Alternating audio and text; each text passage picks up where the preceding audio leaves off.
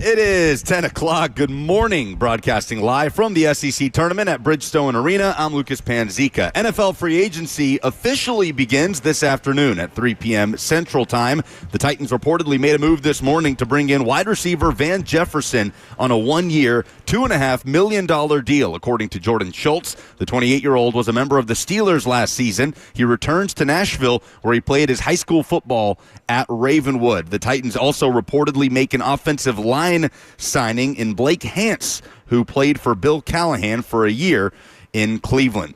On Tuesday, the Titans reportedly signed former Panther safety Xavier Woods on a 2-year deal worth $10 million and brought in veteran punter Johnny Hecker on a 1-year deal after letting Ryan Stonehouse go. The Titans also will not bring back wide receiver Nick Westbrook-Akine, who signed a 2-year, $6.5 million deal with the Dolphins. SEC tournament action gets underway at noon. 9-seed Arkansas faces 16-seed South Carolina at noon for the right to play Ole Miss in the second round. After the conclusion of that one, Vanderbilt taking on Texas, the winner playing Texas A&M. For all your foundation repairs and waterproofing needs, visit USSTN.com. Breaking news at once on your home for the Titans and Vols. This is 104.5 The Zone.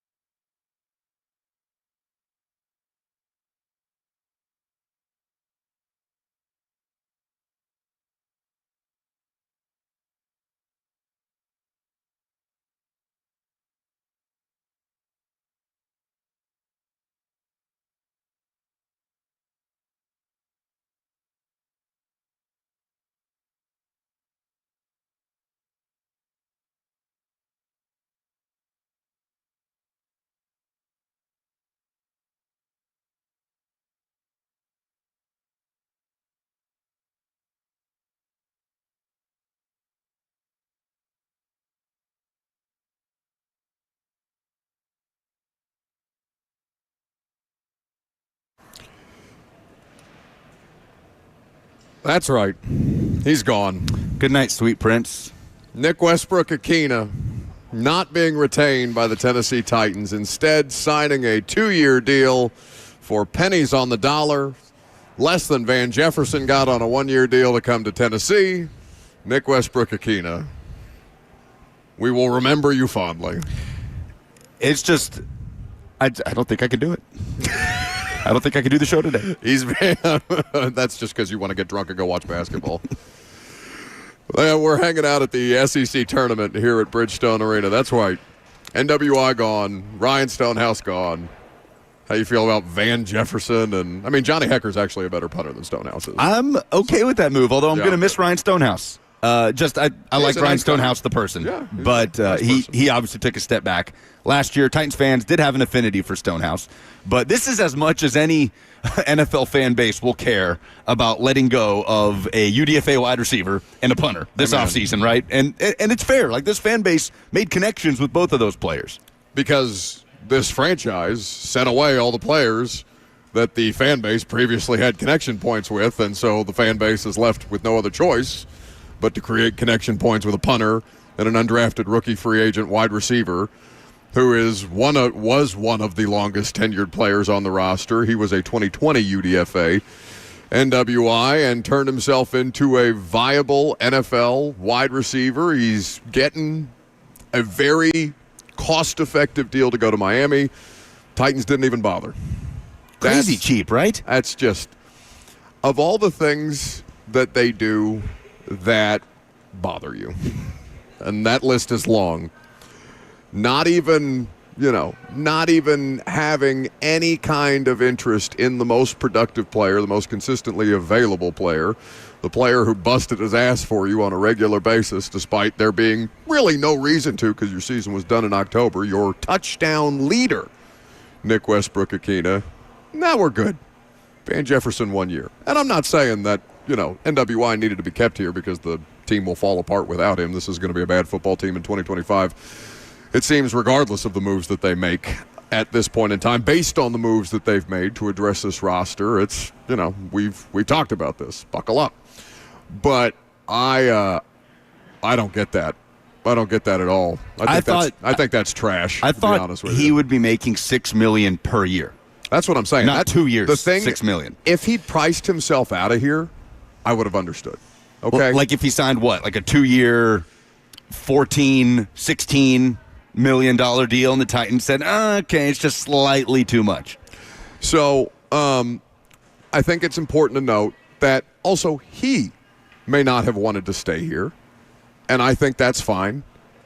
If he wanted to go to a place where he thought he was going to be more meaningfully competitive, and Miami projects to be a more meaningfully competitive team than the Tennessee Titans in 2025. So good on NWI. Hate it for the fan base because they're running out of players that they actually like around here. Perhaps you'll make new fan associations. Perhaps you'll still draft a quarterback that will make a lot of this feel better. But right now it's tough to sell, nor would I try to sell, nor would they at this point try to sell anybody on the idea of, oh yeah, isn't this going to be so much fun in 2025 with Van Jefferson and Xavier Wood, who's actually a good player and a cost-effective deal. That's the deal that I like the most based on what they've done so far, and Dan Moore Jr. and all these other things. It just sucks. It sucks. Xavier Woods, 2 years, $10 million, former Panther, former Cowboy. Van Jefferson comes home, where he was a star at Ravenwood High School. One of the Ravenwood games I did, he was down on the field pregame because it was, I think, right after when the Steelers played Thursday Night Football, and he was hanging out, still has a very close relationship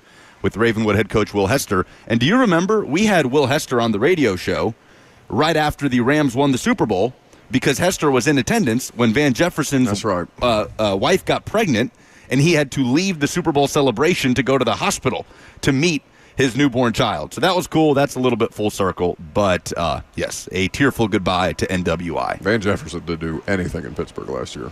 Yeah, 276 yards on 24 catches last year, 2 touchdowns. This will be his 4th team in 4 years.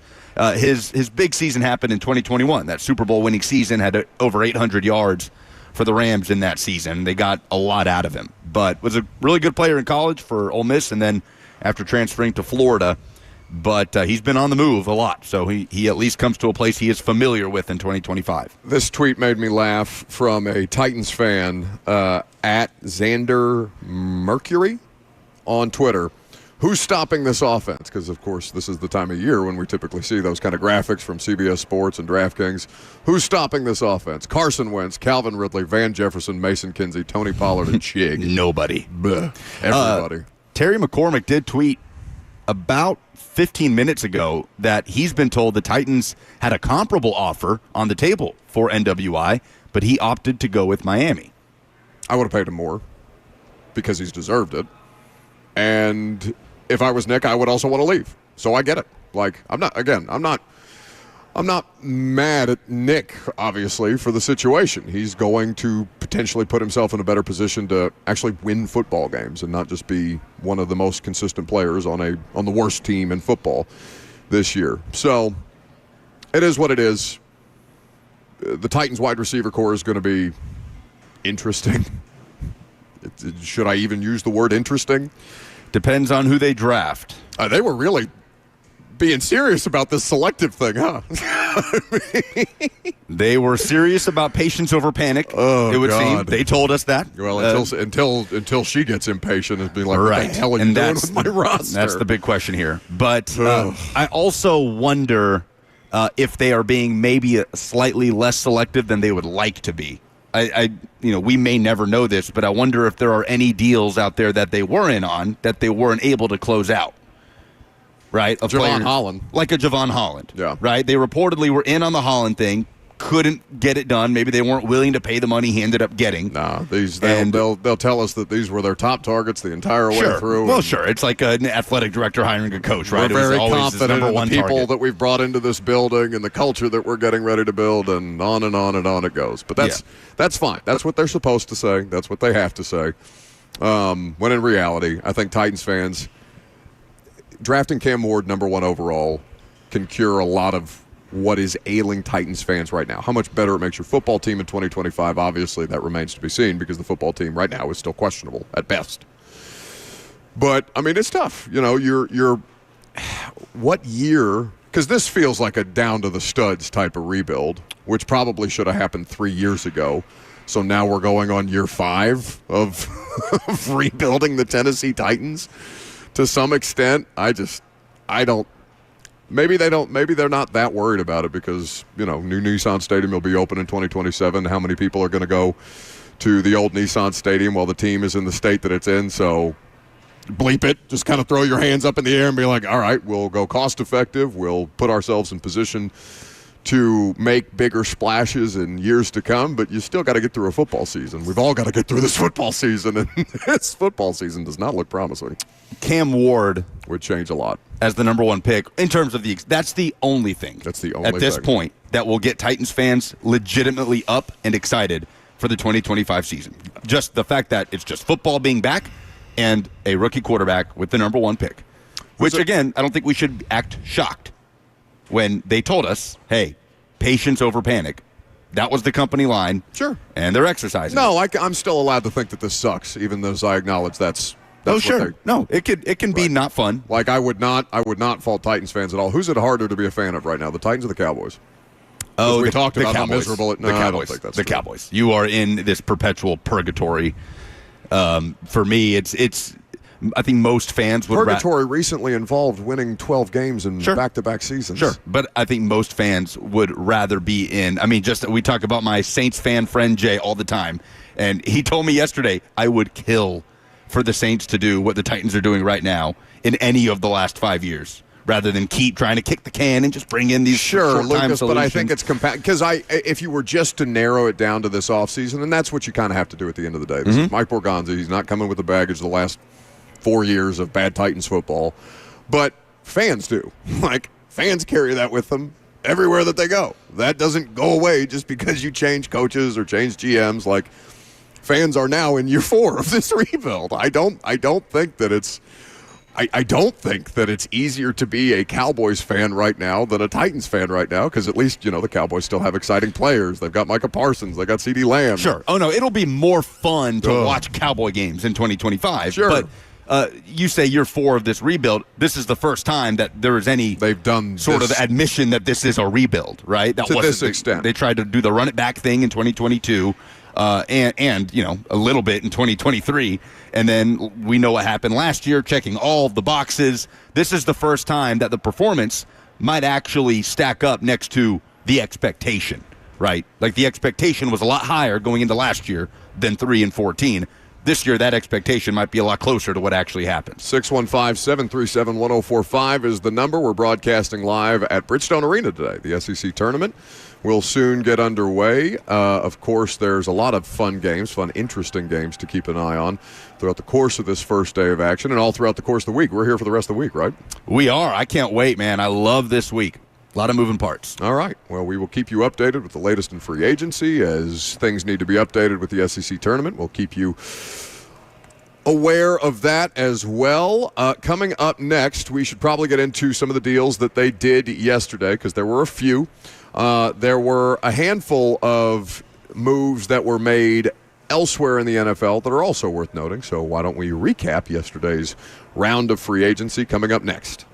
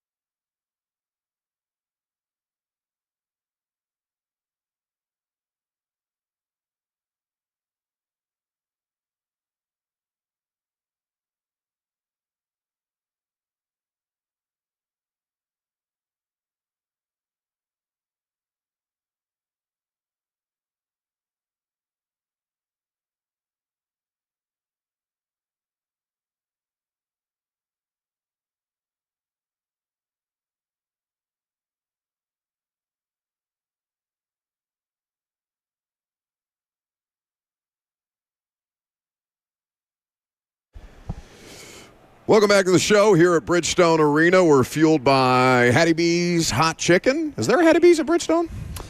Unfortunately not, so I will be on a hunger strike today. Criminal. Dead. 0% chance.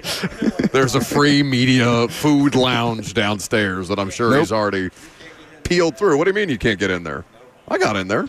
We can. Yeah. Oh, Kirby can't. I'll give you my credential, Kirby. Oh, I don't know. You'll have to buy this off me, Kirby. But there's nothing down there that he wants. There's no Pepsi. It's only Coca-Cola products. Yeah. And unless the media room started keeping cigarettes on tap, there's nothing for Kirby to eat either. I bet they used to. The media room has cigarettes. There's a reason we left you at home. And we don't have a producer. Yeah. Nobody's home now, but he just bolted with a cloud of smoke behind him. So, bolting is Nick Westbrook-Akina. He's getting the hell out of here. He wants to go play for the Dolphins, and good luck, God bless. I'm happy for him.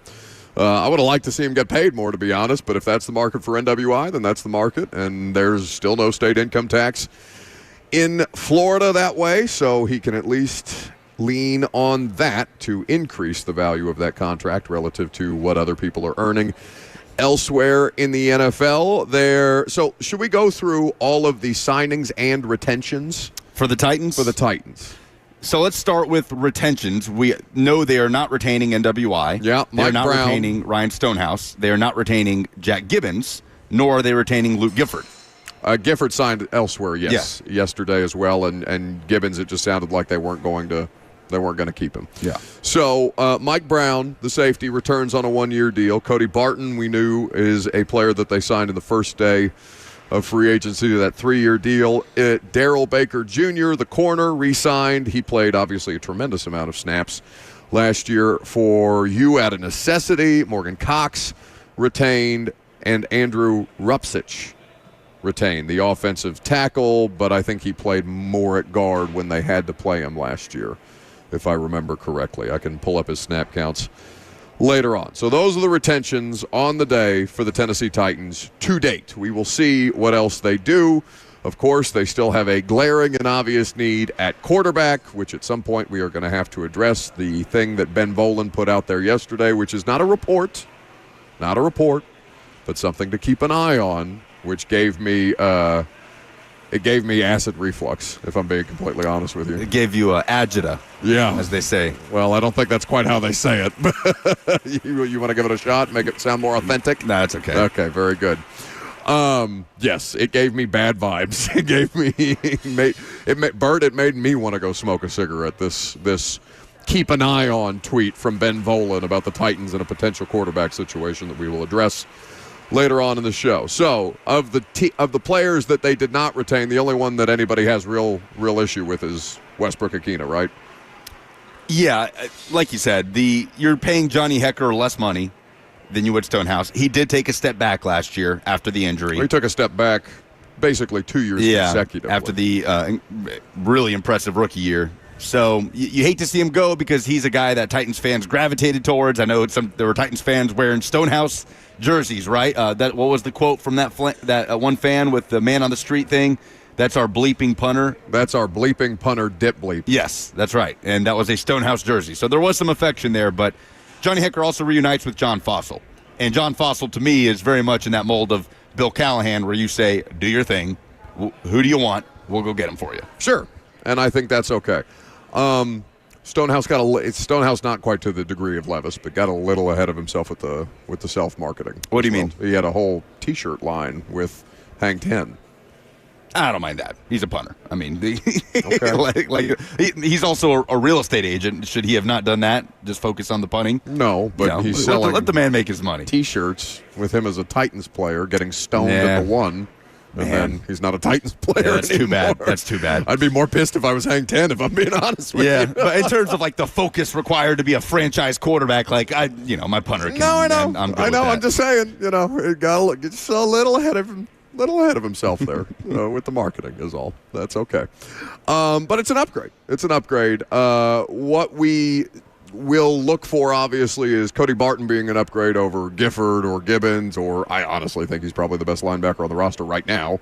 Probably. With Kenneth Murray and Cedric Gray and James Williams in that room at this point still. And your secondary basically filled out now with Xavier Wood who comes here. Xavier Woods, who comes here, and Dan Moore to hold down the left tackle side. Also, we should mention Sebastian Joseph Day retained.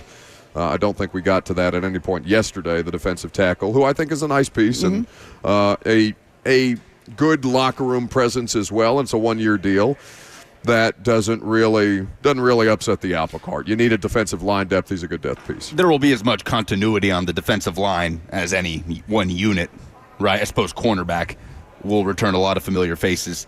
And then there's this veteran offensive lineman, Blake Hance, who has signed for 1 year for what is basically vet minimum and used to play for Bill Callahan 2 years in Cleveland in 2020, 2021. He was a UDFA out of Northwestern in 2019, so he would not have overlapped with Skoronski, I don't think.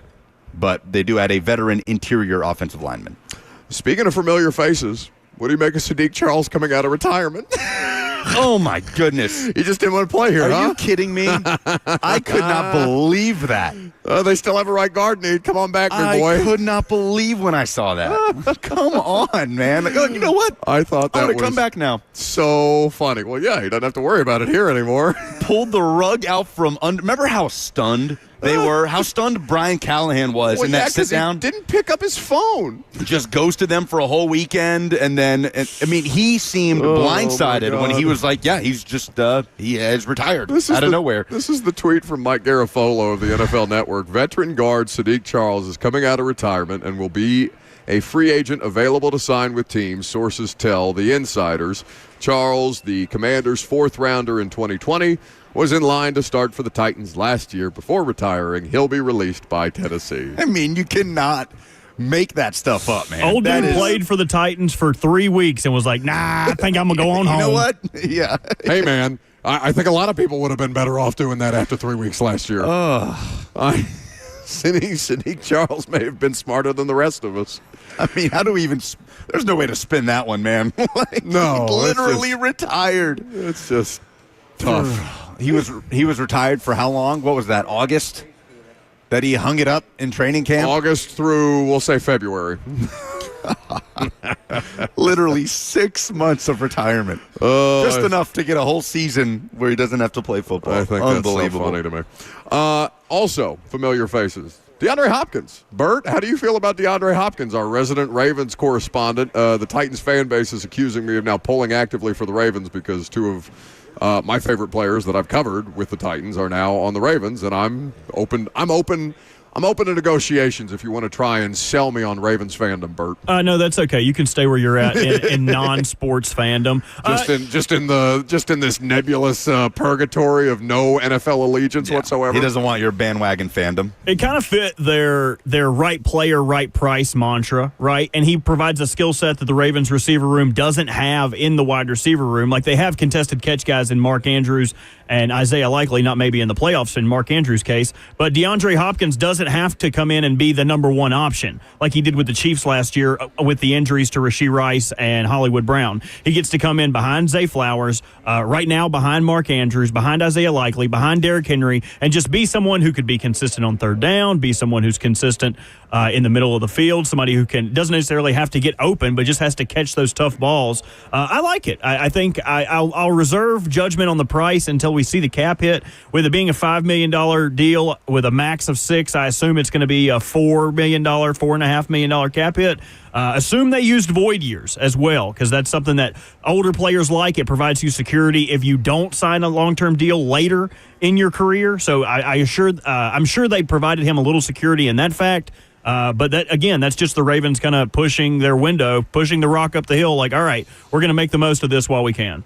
33. He'll be 33 this season. Is your career done as a receiver if you play for the Titans or the Ravens as a wide receiver? Could be. Des Bryant's last touchdown happened as a Raven. Deshaun Jackson's last touchdown happened as a Raven. I will say, though, for the playoffs, I think I saw a stat earlier that was like Deshaun Jackson played for the Ravens? Yes, sir. I don't remember that at all. I think it was the season after, 22 season, I believe. I was going to say it's probably more recent than you would think. Yeah. But with Hopkins, he had 68 contested catches in the playoffs, not in his playoff career total, and only one drop, which I believe happened in the Super Bowl this year against the Eagles. So a sure-handed guy that can help them in the got-to-get-it moments. he had 437 yards on 41 catches in 10 games played for the Chiefs, 4 touchdowns. That's in the regular season. Is that right about what we expected for D-Hop? Just enough to make sure that the Titans didn't get a 4th-round pick out of that deal. And the yards don't really matter as much because we were talking about Austin Hooper earlier in the year, and I went and looked at some other tight ends. We were like, Austin Hooper, why is he getting a deal like this? He actually had 2 yards less than Isaiah Likely, 3 touchdowns less than Isaiah Likely, but 1 more catch. So, I mean, it's a comparable pace. It's always different from team to team, though. You know what I mean? Opportunities do factor into yards and whatnot. That picture is floating around of DeAndre Hopkins, Lamar Jackson, and Derrick Henry that I believe D-Hop posted a couple of years ago when Henry was a Titan and D-Hop. 5 years ago. Yeah, and D-Hop. So right in the middle of the Titans at their peak, and D-Hop was a Cardinal, right, 5 years ago. It was his first year in Arizona. Put an extra I in Cardinal. Yeah, I was doing Cardinal. That was amazing. and we were floating that picture around. Yep. Who's stopping this trio, right? If we're going to play that game. Remember how fun it used to be to talk about maybe those players will come to the Titans because Lamar was, being shunned by the Falcons.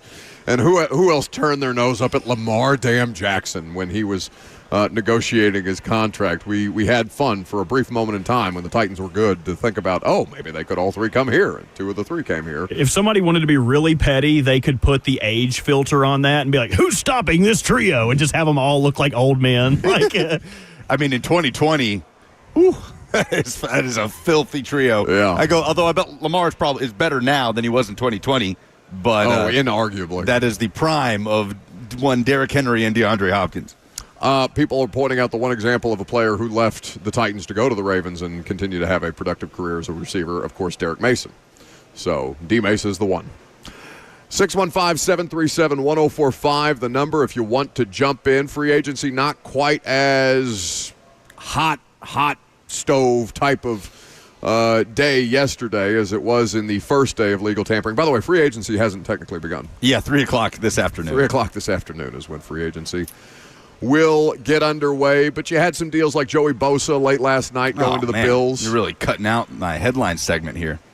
What else do you want me to talk about? This is what the segment that you had for me to talk about free agency transactions. It's okay. We'll Titans. just do it again and act like we haven't done it yet. Okay, what else?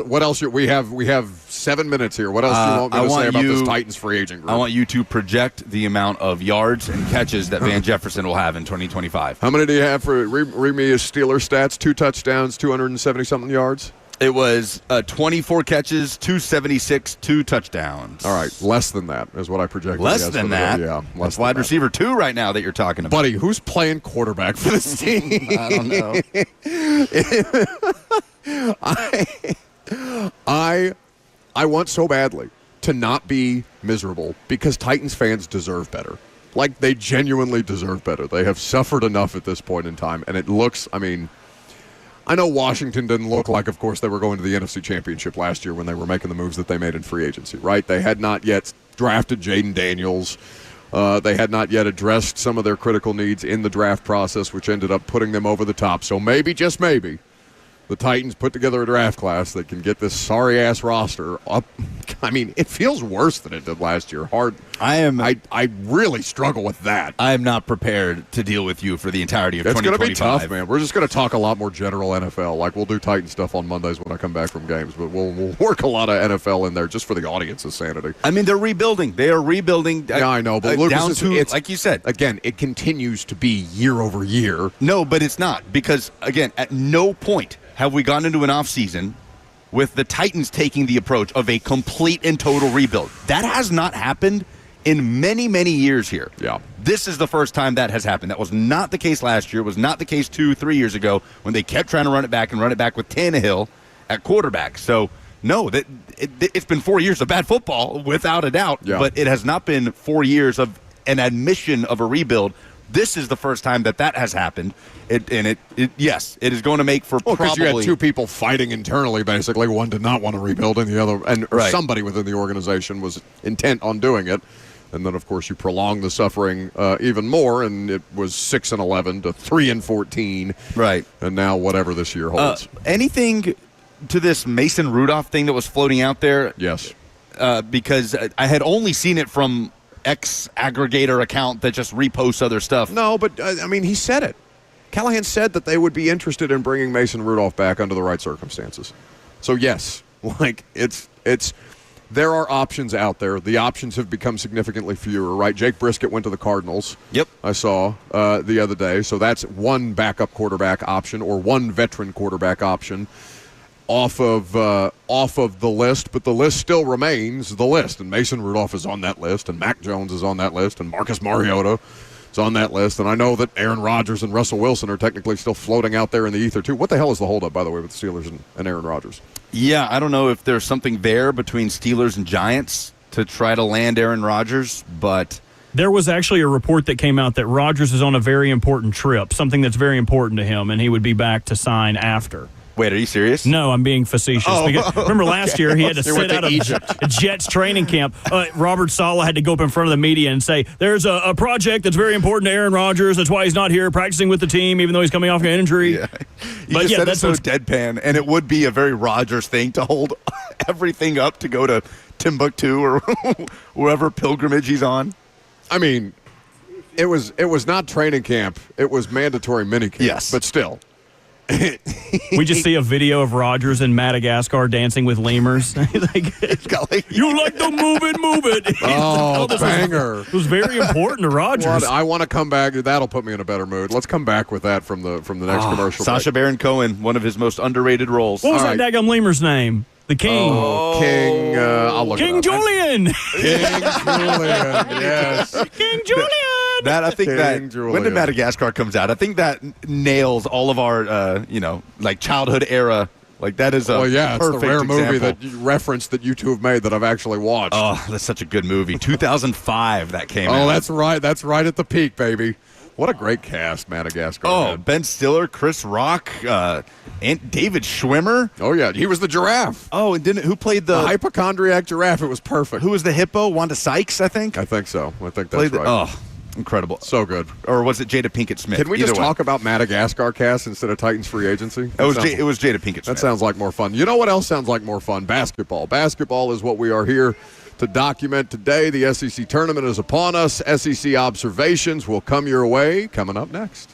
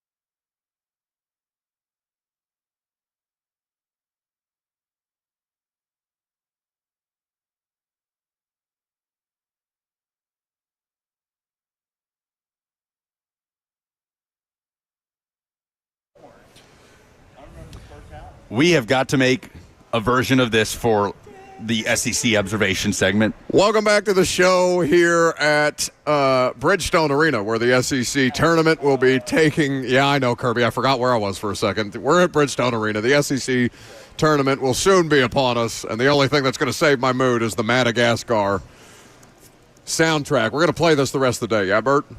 Just every bump? Yeah, for every bump. We can play this song for every bump if we want to, but it's going to. If the Titans sign Carson Wentz today, it's going to be the only thing that keeps me from jumping. Like that's going to be the only thing that saves us. I haven't watched Madagascar in a minute. This hippo is thick as hell. 3 C's on thick, like that Donald Trump meme where he looks like he's getting ready to say thick and he's like winding up to say it. You know what I'm talking about? But don't call her G.I. Jane or Will Smith will smack you. My goodness, you're huge. 615-737-1045 is how you jump in. If you would like, we'd be happy to have your participation. The FNM Bank chat also open for business, Facebook, YouTube, Twitter, and Twitch if you would like to live stream the show today. You have observations? So the SEC tournament gets underway in an hour and 17 minutes. 16 seed South Carolina faces 9 seed Arkansas, a noon Central tip-off. The winner moves on to face 8 seed Ole Miss. Right after that, you got 12 seed Vanderbilt against 13 seed Texas facing off for the right to play Texas A&M. And then the winner of that matchup will play, of course, Tennessee Friday afternoon in the quarterfinals. I am so excited for this week because usually this day, Wednesday of the SEC tournament, is completely irrelevant. None of those teams are going to be in the NCAA tournament. You very, very rarely see... In a normal year. Right. In any other year almost. You very rarely see teams in the first round of the SEC tournament make a deep push in the tournament anyway, which will probably be the case this year as well. But multiple teams playing for their NCAA tournament lives in these games that are happening today. Hugely important for a team like Arkansas, which, again, is why I was a little bit confused that John Calipari sending out a message that I don't care about the SEC tournament. I only care about the NCAA tournament. If Arkansas loses to South Carolina, the worst team in the league, then Arkansas, you're probably not in the big dance. So you should care a little bit about this game today. Texas, this game matters for them. This game matters for Vanderbilt. That might be the biggest game of the day. Texas versus Vanderbilt. Vandy, a 2-point favorite last I checked. I mean, they beat Mizzou at home, and we came back the next day saying, Vandy, almost a lock. And then they just lost out in their last 2 games of the year, just bad showings. And then most recently, their loss over the weekend. I was watching the Georgia in what was a big game for their NCAA tournament hopes, and they didn't show up. And Georgia wins by double figures. Vanderbilt and Texas both need a win today, I think, to get anywhere close to solidifying their spot. And same goes for Oklahoma, the 14th seed. They play Georgia later today, and it's a huge game for Oklahoma. So these are very important matchups for these teams. And Chris Lowe, I saw this tweeted a few minutes ago, just a few minutes ago. Per my last post on the rise of SEC hoops, Jeff Goodman correctly points out that it could be as many as 14 SEC teams that make it into the NCAA tournament if Texas were to win a couple of games in the SEC tournament. Maybe not likely, but still, the idea that that is a possibility is insanity. There was a time where 6 or 7 teams was a high bar for the SEC to reach, and it is a bigger conference. Texas and OU are here, certainly, but still. And then you have Joe Lunardi, who has talked about the importance of this tournament in regards to the number 1 seed. It seems like Auburn, despite losing out their last 2 games of the year, has the number 1 overall seed locked in the NCAA tournament.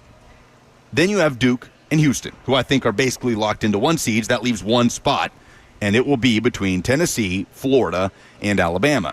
And I saw this article from Grant Ramey of VolQuest on 3 Sports, where Joe Lunardi said, if it were me, I would pick whichever of the 3 advances the furthest in Nashville. The SEC tournament holds as much importance in regards to the NCAA tournament as any point that I can remember in my sports watching lifetime. So, who has the best chance to be the last team standing between Tennessee, Florida, and Bama? Probably not Tennessee, because they're in the same bracket as Auburn, as the 4 seed.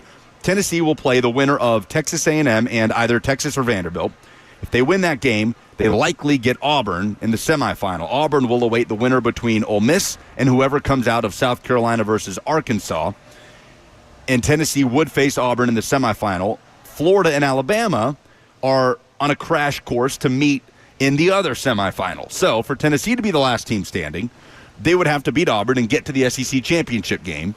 And then they'd probably have to win the SEC championship game over either Florida or Bama. Now, that comes to a question. Does the SEC championship game itself on Sunday hold importance in the eyes of the committee? If Tennessee gets matched up with Bama and then beats Alabama in the SEC championship, hypothetically, and then would have swept Bama in both of their meetings, would Tennessee get the 1 seed over Alabama, who at this moment is probably ahead of Tennessee for their road win against Auburn? Because in the past, we have not seen those Sunday championship games really have any effect on the committee in the selection show that comes out literally a couple hours after the conclusion of those games. So what would be the argument against jumping Alabama if Tennessee were in that hypothetical world to beat Alabama in the SEC championship game, in the SEC tournament championship? The argument against... Like, why would the committee not put Tennessee over Alabama if they win the head-to-head in the SEC tournament championship game? Like, what would be the most compelling case against? Because that's kind of the question that I'm struggling to answer right now. Yeah, I'm with you. Tennessee has 9 quad 1 wins. Alabama has 10. So they have that one extra. Now, in this case, Tennessee would have beat Alabama, though. Right, and this is assuming you beat Auburn as well. It's a big if. So in that case, a lot of things have to happen here for this to come to fruition. So in that case, you would have Tennessee with a win over Auburn under their belt. Alabama, though, with another quad 1 win over Florida under their belt, and they beat Florida a couple of weeks ago. They lost to Florida, so they'd be avenging that loss to Florida. So it would be really, really tight, and it would just be a matter of how much does the committee care about what happened Sunday. Again, I'm very surprised that the SEC is still playing the championship game on Sunday, and I don't know. I wonder how Greg Sankey's going to be taking in that game on Sunday. I guess it doesn't really... He's going to have his Twitter ready is what is going to be the scenario. I guess it doesn't really matter because, end of the day, the 4th 1 seed is going to be Bama, Florida, or Tennessee. It's going to be an SEC team. So it's not hugely important to the conference, but it could be to these teams. The 1 seed is important. Tennessee's never had it. So they have the most uphill battle of any of those 3 teams that are in the mix for that final 1 seed in the NCAA tournament. But so that's the big picture for this week. But obviously today is about teams fighting for survival in the big dance. Vanderbilt, Arkansas, Texas, Oklahoma, and I'll throw Georgia in that mix as well. Mississippi State, I think, is pretty solidified, which, by the way, it's crazy that Miss State, a team that's been ranked basically all year, is the 10 seed in this tournament. If the tournament started today, the SEC would be looking at a record number of bids, 12. Mm-hmm. And you're talking about potentially 14. The Big Ten is looking at double digits, too, by the way. I mean, I know that's not quite – it's not the level of competitiveness that the SEC and the quality of teams that the SEC has been this year, but it's fascinating to me to see how all of this plays out because teams that are looking to better their resume is the play where you started off with your analysis here. Georgia and Oklahoma, teams to really keep an eye on. Georgia with a 4-game win streak at the end of the year and an upset over Florida, which could sneak them into the tournament regardless. Oklahoma, the 13-0 start. We understand how that kind of took a turn for the worse when they got into conference play. And there is still some reason to believe that if they made a meaningful run in the SEC tournament that they could still squeak in to the NCAA tournament at this point in time. How are you feeling about the Vols? Because last year when we were doing this show, or not this show, not the Wednesday show, but the Thursday show, Tennessee played Mississippi State, and Tennessee got dog-walked by Mississippi State. I went upstairs to the BetMGM lounge to take in the Tennessee game with some of my friends who are Vols fans, among many, many other Vols fans who came to attend this game, thinking surely Mississippi State, because didn't Mississippi State give them a good game in the regular season prior to that? Oh. I want to say I wanted maybe Tennessee even lost that game to Mississippi State. I don't know if Joseph would remember what Tennessee did against Mississippi State last season in the regular season. Joseph hasn't paid attention to a damn thing that we've done today other than sitting there looking more miserable than I am talking about Titans free agency. I I don't remember. They did lose. They did lose to Mississippi State. They lost 77-72 at State in the second SEC game of the year last year. Right, and so you were preparing for the opportunity to avenge yourselves, then it just did not go the Vols' way by any stretch of the imagination. The game was over in the first half, it felt like. And then they matched the deepest run in the NCAA tournament in program history, the Elite Eight, for only the second time ever. So, I don't know how to process the importance of this tournament for Tennessee other than that goal of the 1 seed. And look, if you get matched up with Auburn in the semifinal, you want to win because that gives you an opportunity to get the 1 seed. And if you beat Auburn, then you're in the championship game. And if you're in the championship game, you might as well try to win the championship game. Now, we know how the team is operating, right? The team is not coming into this, despite what Coach Cal says and what other coaches might believe. Tennessee's coming into this tournament wanting to win this tournament. I saw this quote from Igor Milicic Jr., Ben McKee of Go Vols 247 saying, reporting this quote from Milicic, quote, "Every tournament is worth winning." Who said that? I don't think any of us are from Tennessee on the idea suggesting it's not worth winning the SEC tournament. None of them people are from Tennessee. None of them people. I love it. He is fitting in well in East Tennessee from Eastern Europe. Yeah. I know none of our coaches would say that. None of our players would say that. So whatever they're saying, keep it going, but we need to win. That's a guy, by the way, that needs to, I think, have a better finish to the season than what he's done over the last couple weeks. Igor Milicic Jr., he's had some great performances this year, but has sputtered just a little bit. But I think Tennessee is coming into this with the mindset of winning the SEC tournament. Like I said, I'm not going to be devastated if they go 2 and done. I do not want to crash out playing with a bad performance and that be the tone that sends you into the NCAA tournament. It's what they did last year, and it didn't really matter for the big dance, but still, you want to be playing your best ball at this time of year. So we'll see. We'll see who they get matched up with on Friday. Again, it'll be either at Texas A&M or Vanderbilt or Texas, depending on who wins that Vandy-Texas game later this afternoon. All right, so games will get underway here in the not-too-distant future, as a matter of fact, as start to see Arkansas fans, Kentucky fans trickle into the building. We've got some Vols gear in the house at Bridgestone Arena. Now I'm informed that the people responsible for filling the nebulous prize bucket with prize buckets have not done their job. It is void of prizes. And that's not Robert's job, by the way. There is a department in the building specifically responsible for making sure that the prizes are in the nebulous prize bucket for us to give away the prizes that they have. But we don't have them because they didn't put the prizes in the bucket. It's not even nebulous anymore. It's just non-existent. It's just there's nothing in there. Now it's just a bucket. So we're going to do the dumbest thing in sports this week anyway. And so help me God, I better not get a text about did we do a giveaway that was not in the bucket for us to do the giveaway. So the dumbest thing in sports this week is coming up next. It may be the nebulous prize bucket for all I know. 615-737-1045 is the number. Give us your dumbest thing in sports this week, and we will give you ours coming up next.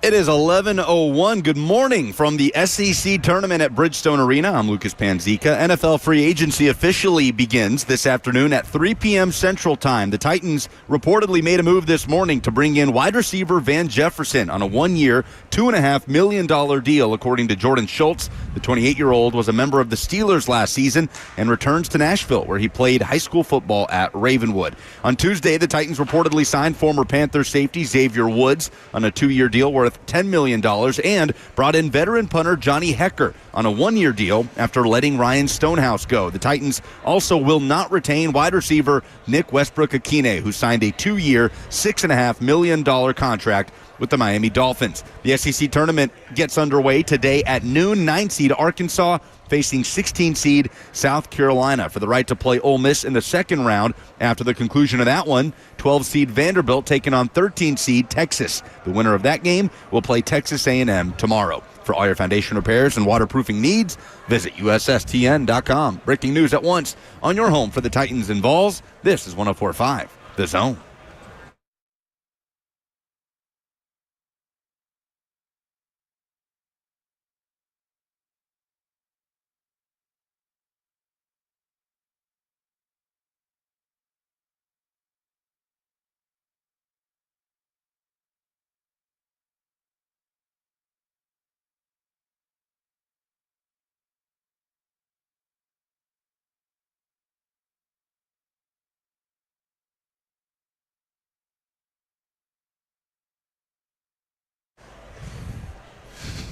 It certainly is. Now, normally for the dumbest thing in sports this week, we'd have something to give away, but because nobody filled the nebulous prize bucket, we soldier on. 615-737-1045 is the number.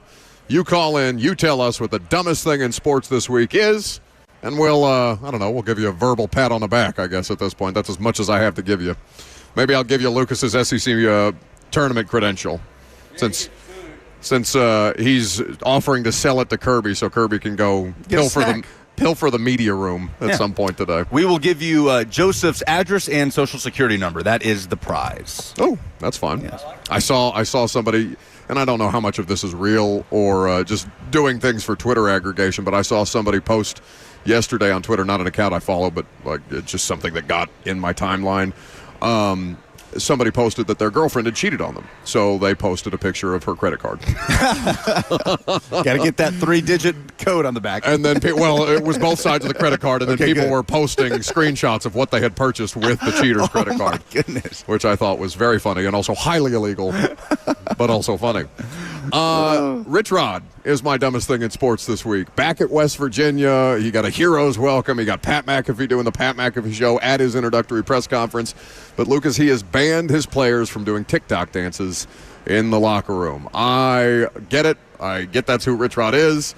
I feel like he's not going to last very long in that job if he starts to undermine the athletes from doing – I mean, what is less harmful than just letting a player do a TikTok dance and posting it to their social media?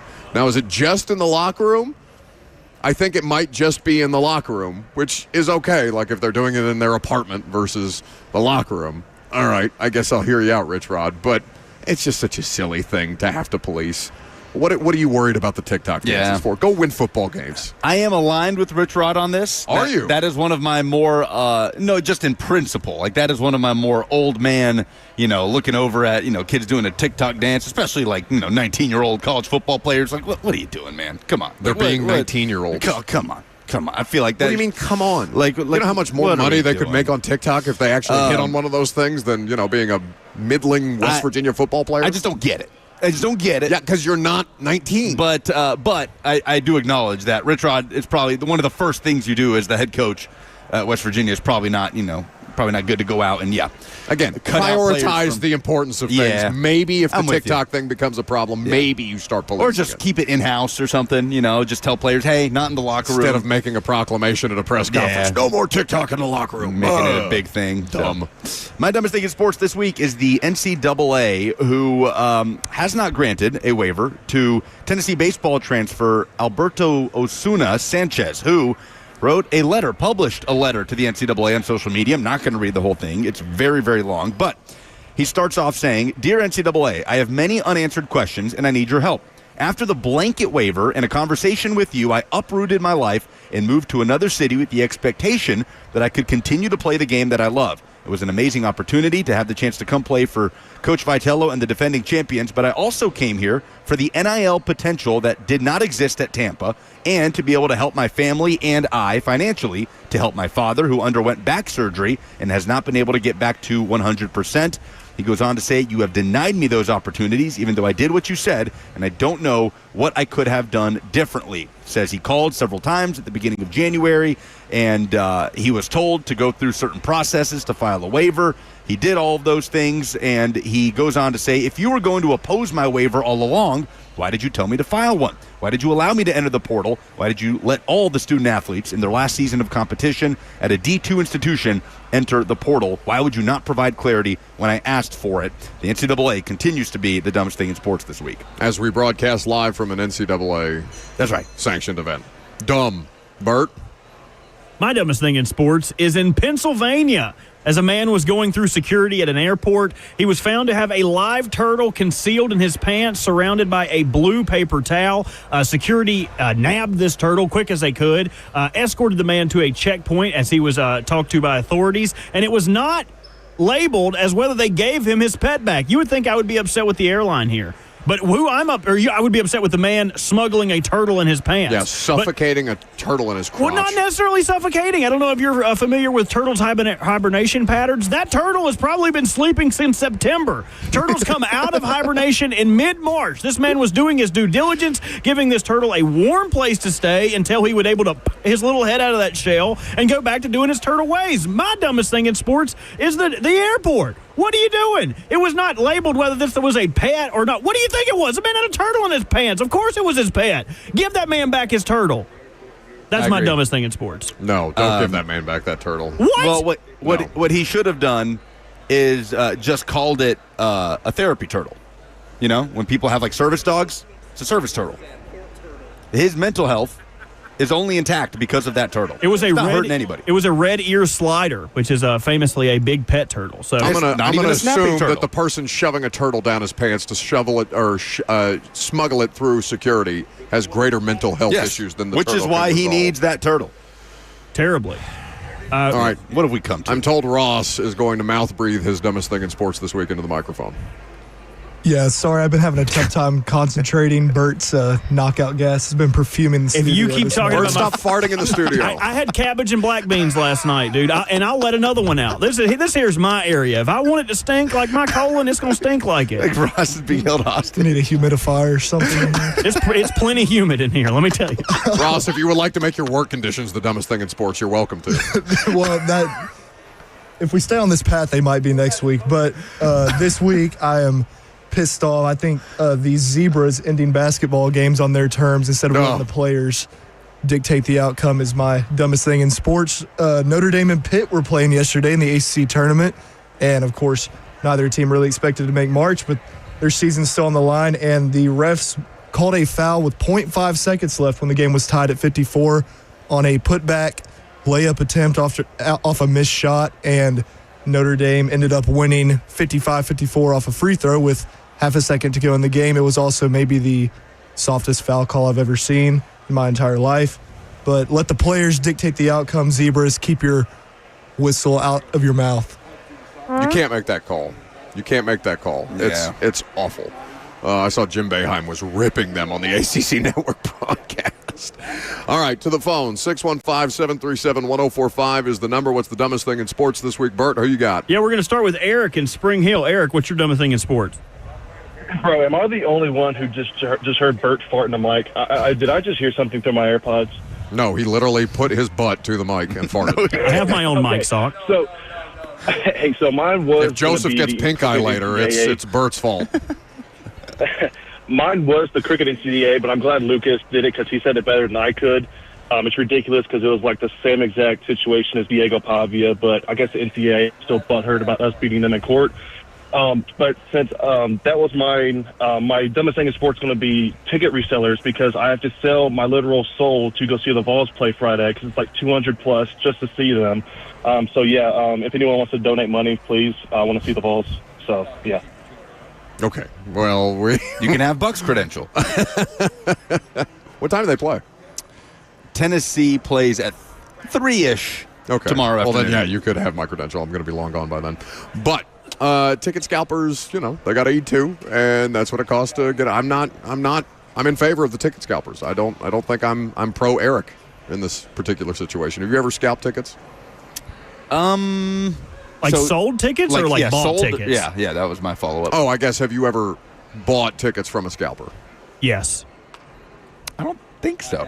I don't think I've ever shown up just hoping to. No, I don't think so. The ones I got were fake. You can't trust anybody who's opening their coat to sell you tickets. Can I interest you in some tickets? Lower He ball. got a piece of paper with crayon written on it, one ticket. That happened to my buddy at CMA Fest a couple of years ago. Who's next, Bert? We got Tommy in Nashville. Tommy, what's your dumbest thing in sports? Bird, I guess your dumbest thing in sports is the airlines. That guy must have been taking his turtle to a turtle race or something. So, but my dumbest thing in sports is the outrageous pricing of sporting events nowadays. It's just gotten to where the rich are the only people that's going to be able to go to events. My daughter's in town. I can pay the money, but it's absolutely ridiculous. I'm a Tennessee fan. I don't care about the first session of Auburn's game. But if I want to go to the Tennessee game and get a seat in the lower level, it's $1,200 a ticket. It's just gotten out of hand. I blame the universities for it. I'm in the President's Club at Knoxville, but it doesn't do me any good when it comes to getting tickets. I'll hang up and listen. Thanks. Well, I'm sorry they priced you out, Tommy. That is insane. I heard that. I mean, my goodness. It's Kentucky fans buy these things out too. Yeah. Tennessee fans, obviously, in Nashville. There's going to be a lot more demand than there is supply. But, I sympathize. That's tough. Yeah. Who's next, Bert? Recent tradition, by the way, is wait for Kentucky to get bounced and then buy their tickets. Yeah. Should have made the daughter pay for those tickets. We got Jordan in Brentwood. Jordan, what's your dumbest thing in sports? Hey guys, my dumbest thing in sports is New Era's MLB overlap hats, which 3 of the hats already got pulled from online shops. The Rangers, Angels, and Astros for having vulgar or obscene mashups with the logo on top of the team name. The other team's hats are being mocked, so opening day is soon. I don't know anything about baseball hats. Kirby agreed with all of what you said. Okay. I'll take your word for it. We could probably fit one more in here. Mitchell, what's your dumbest thing? Wait. I just saw it. Oh, this is so bad. Yeah, it's terrible. Oh, It's my God. Literally just the logo just stamped on top of the team name. What are they doing? Buck, 20 seconds ago. I don't know anything about baseball hats. Oh, wait, hold on. I have something to be upset about. Outrage. Oh, my God. Joseph just showed us the Texas Rangers one. The T logo is right on top of Texas, but it's covering up the X, so it's just TETAS. That is horrendous. I almost just cussed into the microphone. Horrendous. My goodness. I mean, it's is that a Spanish word for female genitalia? It's awful.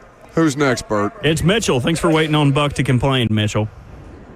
Oh, no problem. So the dumbest thing in sports this week that I've seen is Darius Slayton's contract for the New York Giants. I believe it's $36 million for 3 years. And I'm not sure about the cap space last year for the Giants, but that's about the same price they could have renewed Saquon's contract for. And I know receivers command a higher price for their contracts, of course, but just the fact that Slayton's been so inconsistent and just hasn't been producing, I feel like that contract's kind of outrageous. Thank you for the call, Mitchell. We all agree Jordan wins the tickets, yeah? There's nothing to win. Yeah, stop it. There's nothing to give away. No, Good. Jordan, appreciate you. You know what? I'm glad that I said that. I'm glad that I said that. Oh, Again, the Angels we hat. would give you tickets, Jordan, but nobody put tickets in the prize bucket this week. The Angels hat has the A logo covering up just the G, so I'll let you do that. That alphabetical. Thanks, Kirby. Off the mic, we could just hear Kirby yelling, ass. Thanks. Yes. Correct, Kirby. Yes. So No, don't take all the time that it's going to take to turn your microphone on now. I'm seeing this news story from Channel 5 in L.A. Hats with accidental vulgarities removed from Los Angeles Angels and Texas Rangers team stores. You better buy them quick. I bet they're going pretty high on eBay. I'm sure. They put them in the team stores. I'm certain that somebody who went into the team store thinking that they were buying an Angels hat and instead bought an anal hat is going to be very, very happy with their purchase that day. Goodness. Unbelievable. 615-737-1045. That's the dumbest thing in sports this week. Perhaps next week we'll have a prize for you. We'll see.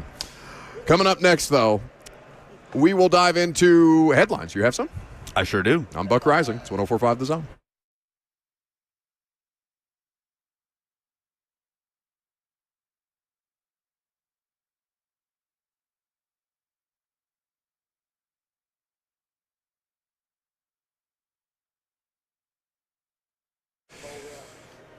Will I have enough money when I retire? When should I start to draw from Social Security? If these questions keep you up at night, let me introduce you to a team that's there to keep you on the right track and guide you through it. That's Trajan Wealth, Trajan Wealth, not just any financial firm. They're your partners in securing your financial future, and they're more than just a fiduciary firm. They're a family-owned, veteran-led team that puts your needs first. So let their decades of experience specializing in retirement planning and wealth management work for you. Trajan Wealth offers free consultations to help you develop your plan and your peace of mind. So call them today at 615-270-5000. That's 615-270-5000, or visit them online at TrajanWealth.com. Advisory services offered through Trajan Wealth, LLC, an SEC-registered investment advisor. This is a paid advertisement.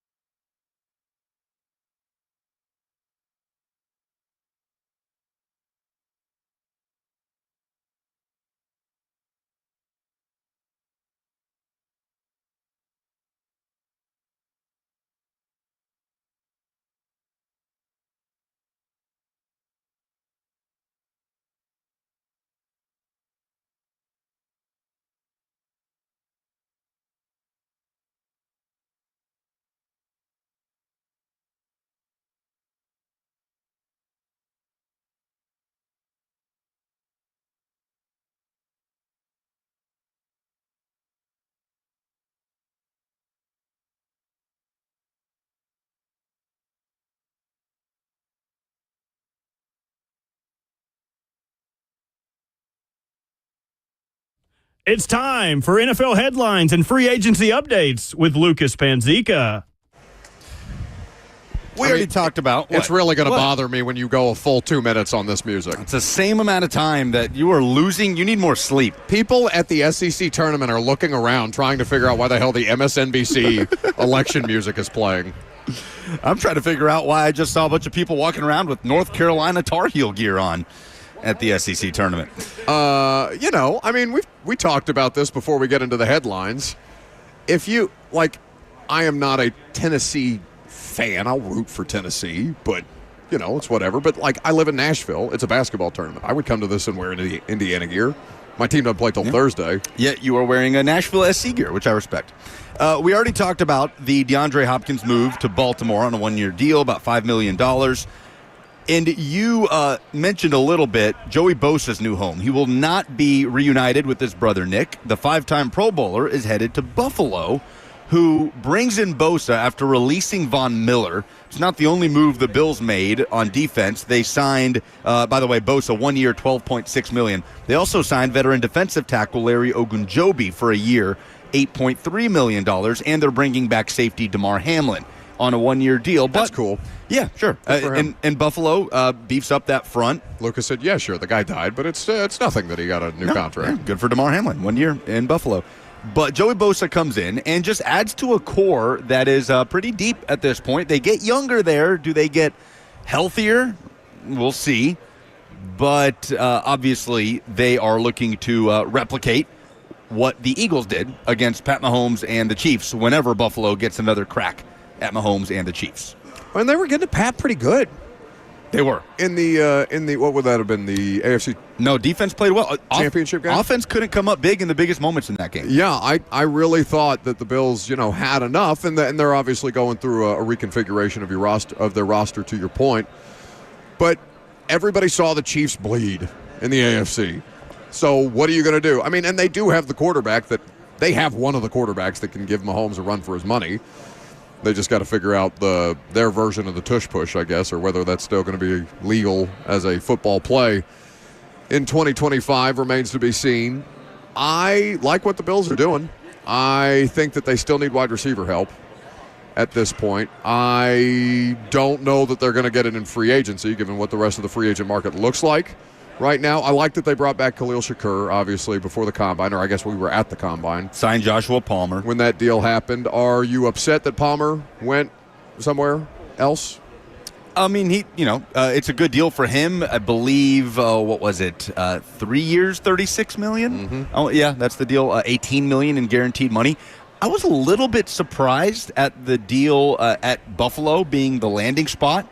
But he adds to that stable of wide receivers, and it's good that he got paid. He's been a pretty productive player since he was a third-round pick in 2021 out of Tennessee. But it's a different world, though, playing in a dome in Los Angeles, going outside in Buffalo as a wide receiver. That's not an easy transition to make. But on the whole, Von Miller, I think he's still got some reps in him at some point, but he's obviously much more of a role player. He was a role player before, but now that role has become even smaller. And the Bosa deal, even if he's not super available, like 1 year, 12, not bad. For a pass rusher on this market, he has been an above-average player in his career. It's just been a little while since he's been that above-average player. So I like a prove-it deal for Joey Bosa there. It's good moves by the Bills. He'll have to prove that he can be available for them this year. In other pass rusher news, Leonard Floyd, we knew, was released by the 49ers. That broke during the show, and he was quickly scooped up by Atlanta. So he heads back to Georgia, where he played his college football, signing with the Falcons on a one-year deal worth $10 million.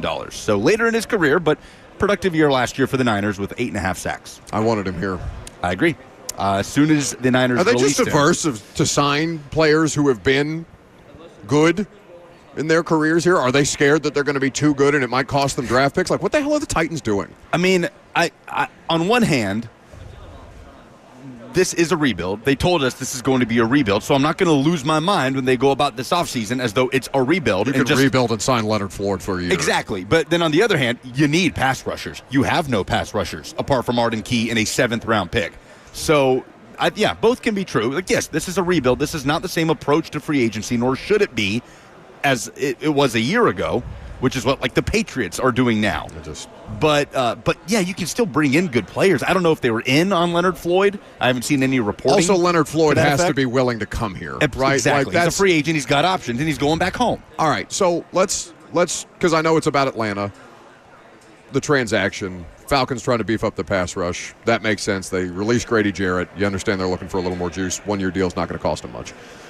Let's talk about the Titans and the ability to recruit players here. Mm-hmm. Is Brian Callahan as good in the room as Mike Vrabel was? Probably not.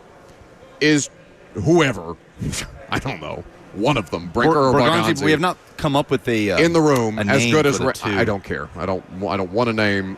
They have to do something good before they can earn a nickname or Robert, one of these you got anything? Cooks thing. Brinker Borgonzi. It's gross. Either way. Well, Kayla gave it a nickname, and then we did she? What was it? Immediately buried Kayla for the nickname. What was it? What are their initials of their last name? Right. Go ahead. I dare you. I'm good. Not the British Broadcasting Company.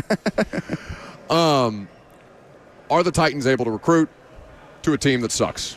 Because they're very bad right now, and it would be a tough sell beyond money. Like, money is your ultimate tool. They have money to spend. But are the Titans going to be able to recruit players who they may have had some level of interest in, and those players looked around like Nick Westbrook-Akina and said, "Nah, I'm good, dog." Yeah, that's what I was saying in the beginning of the show. Like, I wonder how, we know the Titans were in on Javon Holland. They don't land him. I wonder if there's an element of that to this, that maybe that trio not as magnetic as a Vrabel or a Carthon for all of their faults. I'm not saying that it's just the absolute wrong decision to move on from them, but that was a huge strength of theirs. Players could align with Vrabel, say, I want to play for that guy. And same goes for Carthon. That was his thing, right? The personality aspect. So, yeah, there could be something to that.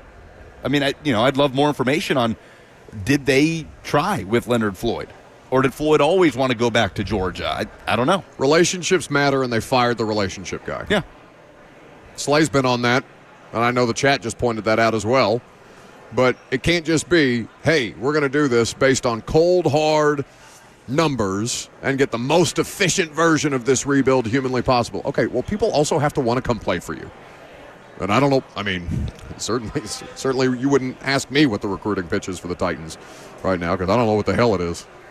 The 49ers, speaking of, after they released Leonard Floyd, have signed wide receiver Demarcus Robinson, the veteran receiver, 2 years, $9.5 million. Your beloved. I did want the Titans to sign Demarcus Robinson a couple years ago. Weird obsession with because it was just, they just needed a receiver. I was like, please, and this was before D-Hop. I didn't know if D-Hop was going to happen, so that was my one veteran, this solid wide receiver 3 rotational guy.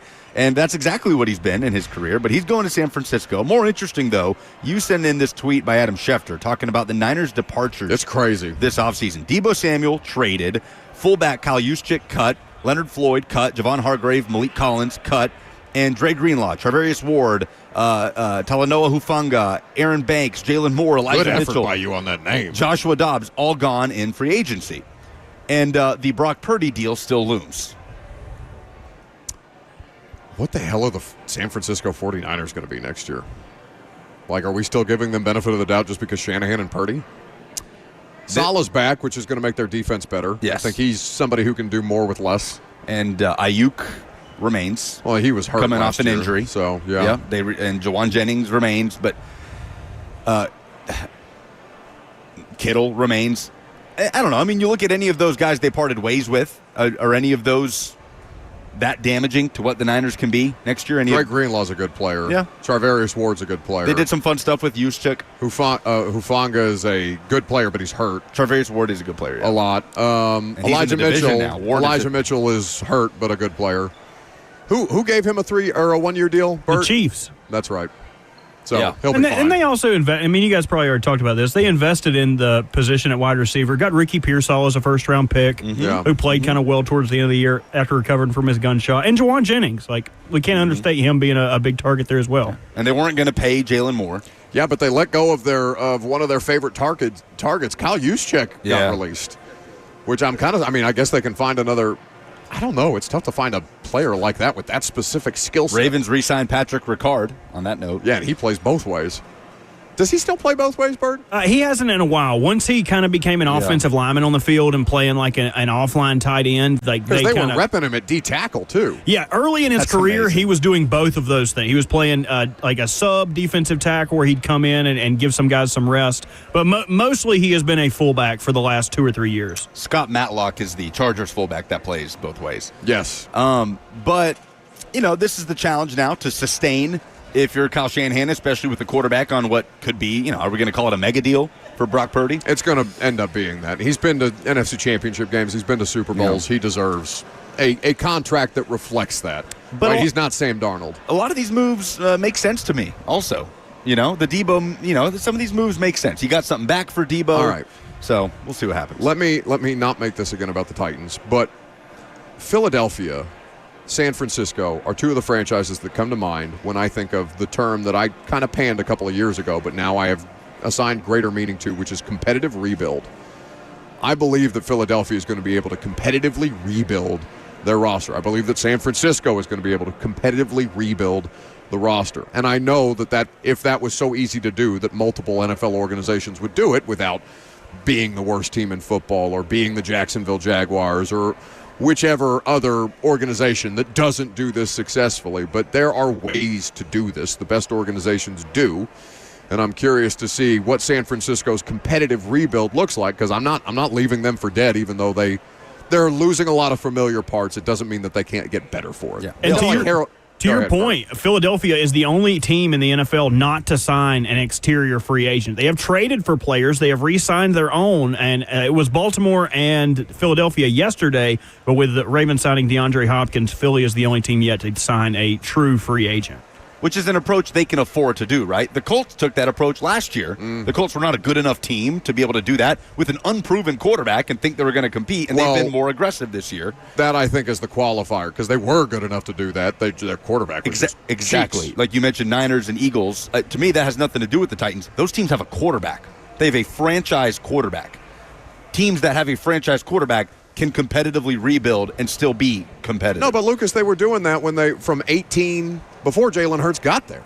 Like Howie Roseman was able to strategically and competitively rebuild the Philadelphia Eagles without having the franchise quarterback. They have walked that line. Brock Purdy just got there. They have walked that line incredibly. Shanahan, I disagree with what you've just said, because I know Jimmy G wasn't a franchise quarterback, but he was their quarterback for a sustained period of time, and they went to a damn Super Bowl with Garoppolo. But they had a quarterback, yes.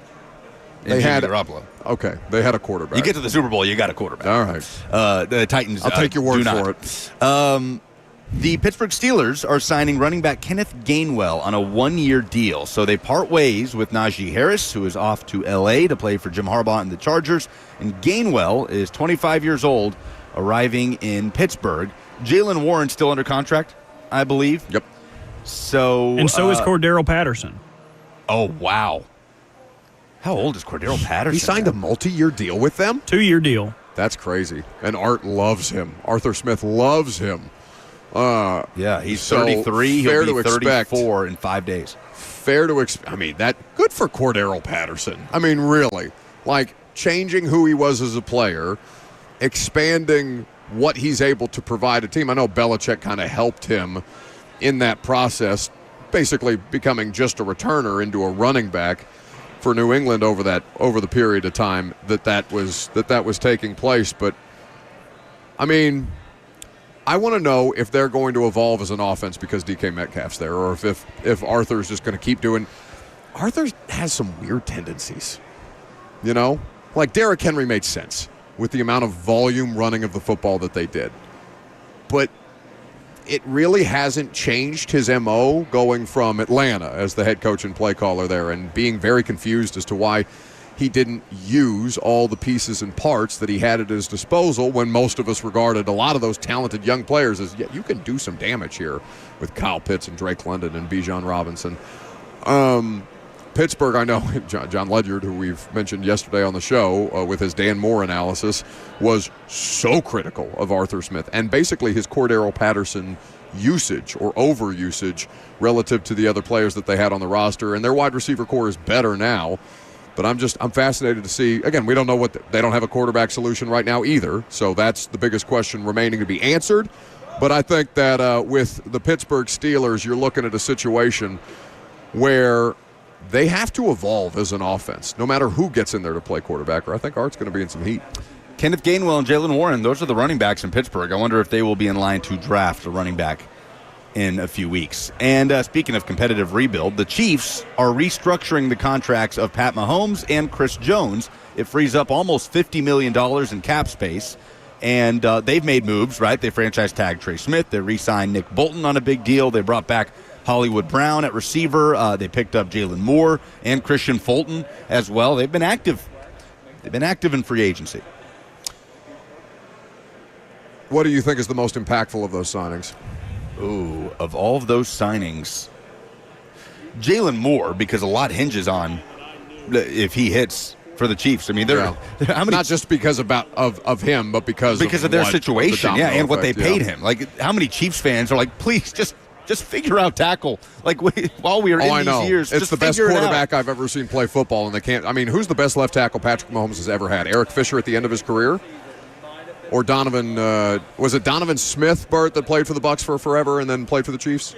I believe so. Yeah. I think that's the name of the left tackle, and he was like for a year.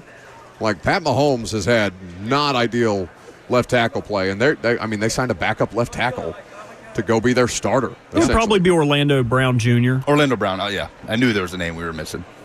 So, was he? He wasn't overwhelmingly good for them, though, was it? He was consistent. I just think the issue with him is he's always going to get beat by speed rushers. So, I mean, there were some times when he would get beat pretty badly, but Patrick Mahomes is elusive enough to break the pocket and kind of neutralize those quick receivers at times. Made a couple Pro Bowls with them, for what that's worth. All right. Those the headlines? Those are the headlines. Very good. Coming up next, we are broadcasting live from the SEC tournament here at Bridgestone Arena. Game's getting ready to get underway here in about 20 minutes from now. There's another national opinion that's a little more favorable on the Dan Moore contract than our buddy John Ledyard was. So we will play for you Bill Barnwell's analysis of Dan Moore's signing coming up next.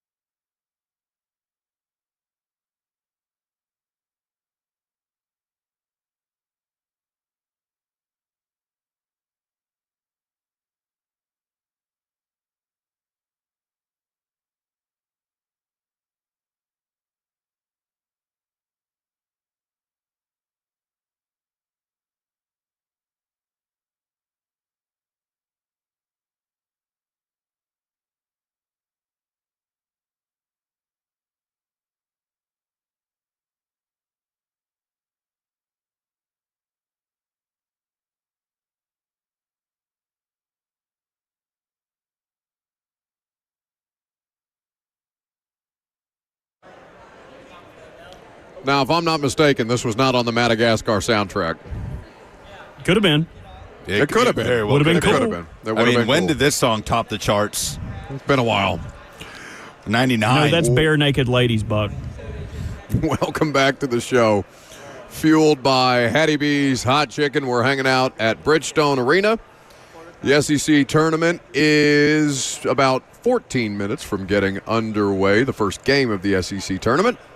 And, of course, we'll be here for the next 3 days. If the Titans have a press conference, I don't know, is the Dan Moore press conference worth me going to? If we're here broadcasting live, I don't know how I feel about that. If only to get you off the show. I mean, I wouldn't be off the show. I would just be in a different location. I was disappointed you showed up on time. I thought you'd be late. Well, they tried to make me late downstairs. These people, these credential Nazis acting like I couldn't get my credit. They said 10 o'clock to pick up your credential, and I got there at 9:50. Which they communicated to us Correct. very, very clearly. Correct. 10 o'clock. Correct. Which is when the show starts. So I show up at 9:50, and I said, hey, just so you guys know, I'm doing a broadcast. I'm a part of a broadcast upstairs in the concourse for a local radio station here. Be great if I could just get my credential a couple of minutes early, even 5 minutes early, and I can go upstairs. And this woman looked at me hardline and said, it opens at 10. 10, I said, 10 means 10. You're making me follow the rules? How dare you? You're not adapting to my every need? I'm What okay. is happening? I'm okay with that if you're doing something.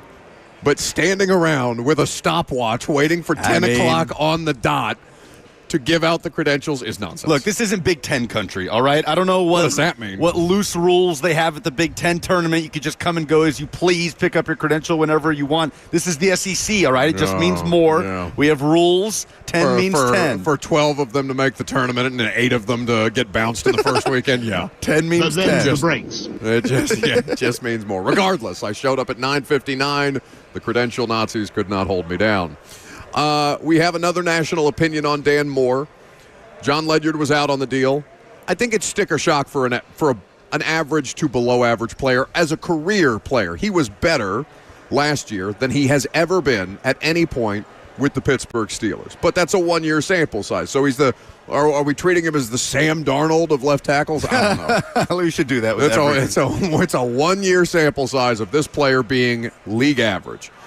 So John Ledyard, who does X's and O's analysis of the Pittsburgh Steelers, gave me a 2.5-minute audio bite about why he was down on the deal and the issues with Dan Moore.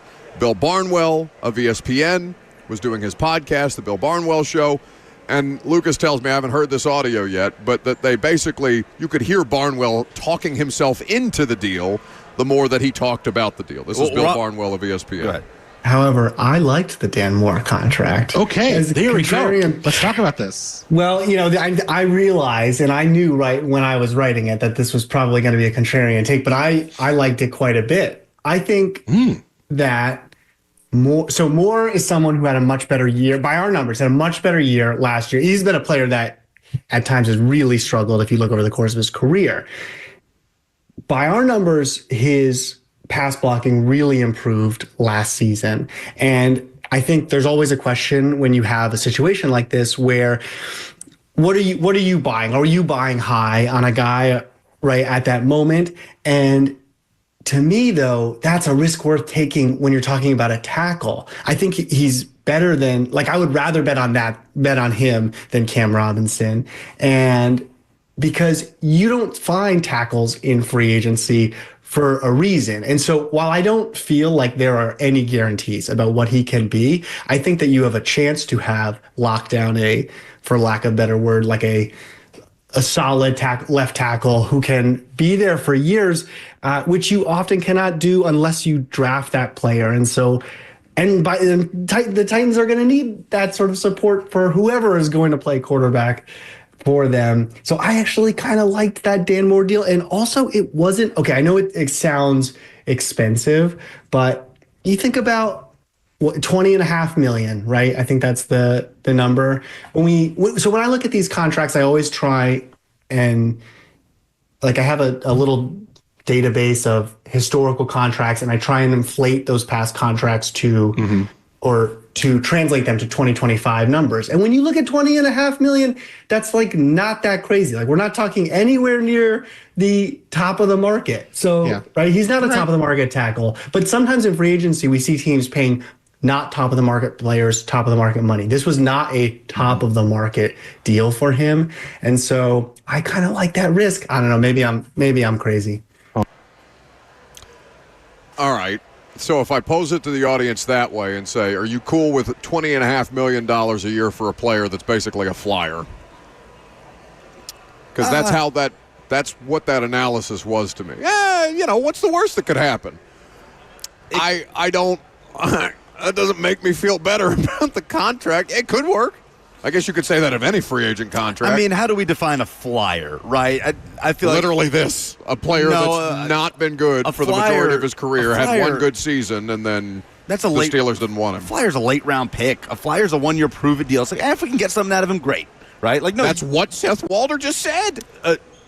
He said if you can get solid left tackle play, sure. But a flyer is like, if it doesn't work out, it doesn't really hurt us. If this doesn't work, then it hurts the Titans. It's more than a flyer. You need him to be more than what you want out of, a day 3 pick that maybe he can bring in some depth on the edge, right? Like a Jalen Harrell, that's a flyer.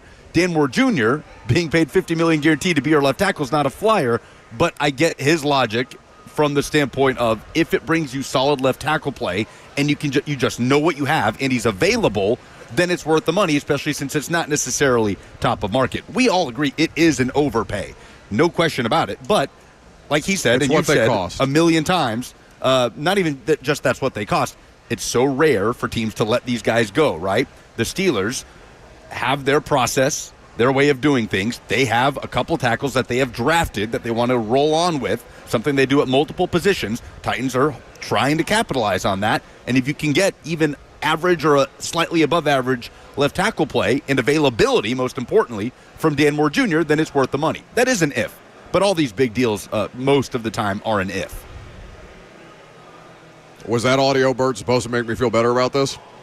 A normal person, perhaps. That's what he noted, right? They didn't pay him like he is not the newest, highest paid left tackle. No, I know. It's the 8th biggest or highest average annual value for a left tackle. They did not sign a top-of-market left tackle. Low-end top 10. And that will change again, right? Once this new crop of tackles get signed, like they'll all get $25 million. He'll get pushed down, and he probably won't even be in the top 10. So, like, I don't know. It's like the L'Jarius Sneed thing. Like, do I feel better about L'Jarius Sneed for $17.6 a year just because somebody got $25 a year to play corner this year? He still has to play corner. Yeah, but the Sneed thing was injury related, right? Yeah. I mean, the Moore thing is the opposite. That's the thing about him. He's been perpetually available. Dan Moore Jr. is like getting a really nice pair of socks for Christmas.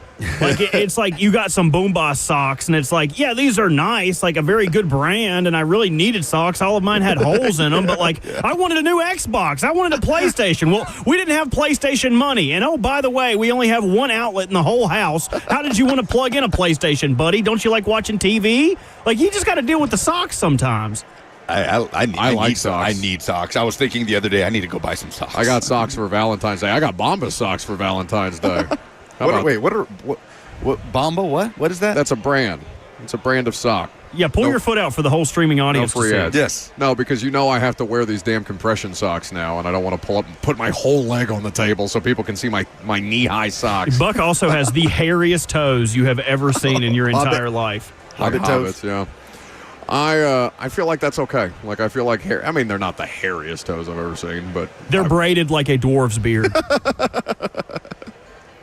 One of these days, we are going to get somebody to braid Bert's hair. We did. Did we? Yeah, my Cheyenne girlfriend came in studio. The only woman that's allowed to touch my hair. That wasn't Bert. That was the lead singer of Creed. Of Korn. Yes. Scott Stapp does not have braided hair. I mean, he could have at one point. The disrespect. You don't know the full oeuvre of Scott Stapp, I'm sure. 615-737. I'm so sorry to question your knowledge that way. 615-737-1045 is the number. I can't stop smelling these rotisserie burgers in the Bridgestone Arena concourse. That alone, not even the basketball, that alone is worth being here. We got walking tacos to our left, burgers to our right. Lucas is in heaven. He's drooling. We'll talk about, speaking of things that'll make you drool, probably in a bad way, updating the Titans quarterback options here in just a second on 104.5 The Zone.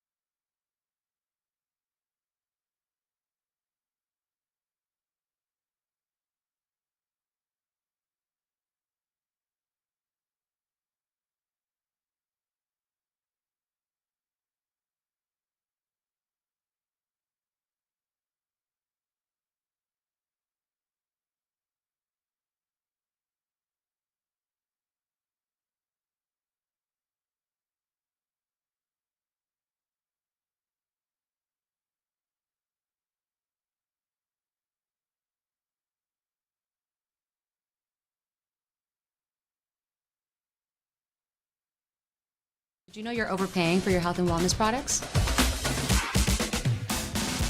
With over 20 company-owned brands offering its members vitamins, supplements, wellness, and skincare products, you're able to save up to 70% off retail. Members Nutrition can't change your life, but we can change the way you live.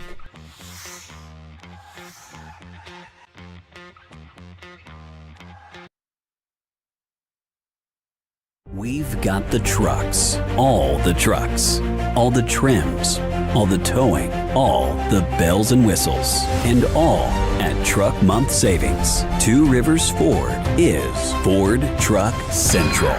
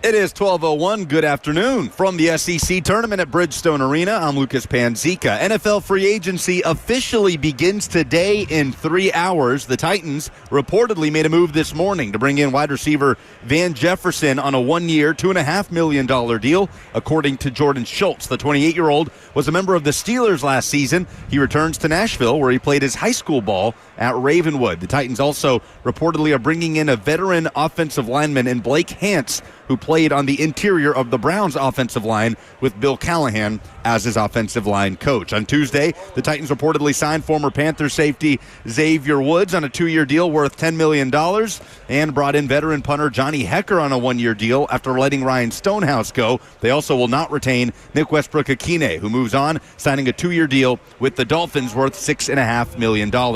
In the latest NFL free agency news, the Seahawks are signing veteran wide receiver Marquez Valdez-Scantling on a 1-year deal worth up to $5.5 million. SEC tournament action getting underway in moments. 9-seed Arkansas facing 16-seed South Carolina. The winner will take on Ole Miss, and after the conclusion of that one, Vanderbilt playing Texas. The winner faces Texas A&M tomorrow. For all your foundation repairs and waterproofing needs, visit USSTN.com. Breaking news at once on your home for the Titans and Vols. This is 104.5 The Zone.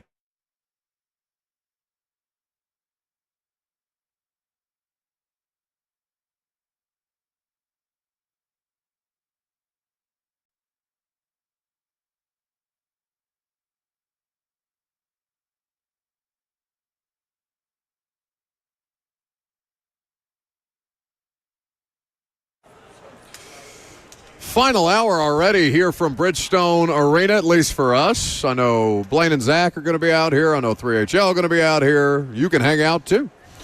615-737-1045. The SEC tournament getting ready to tip off. If it hasn't already tipped off, I suppose I'll pull the game up on the iPad here in just a second. The F&M Bank chat also available at your disposal. Facebook, YouTube, Twitter, and on Twitch is how you can interact with the show.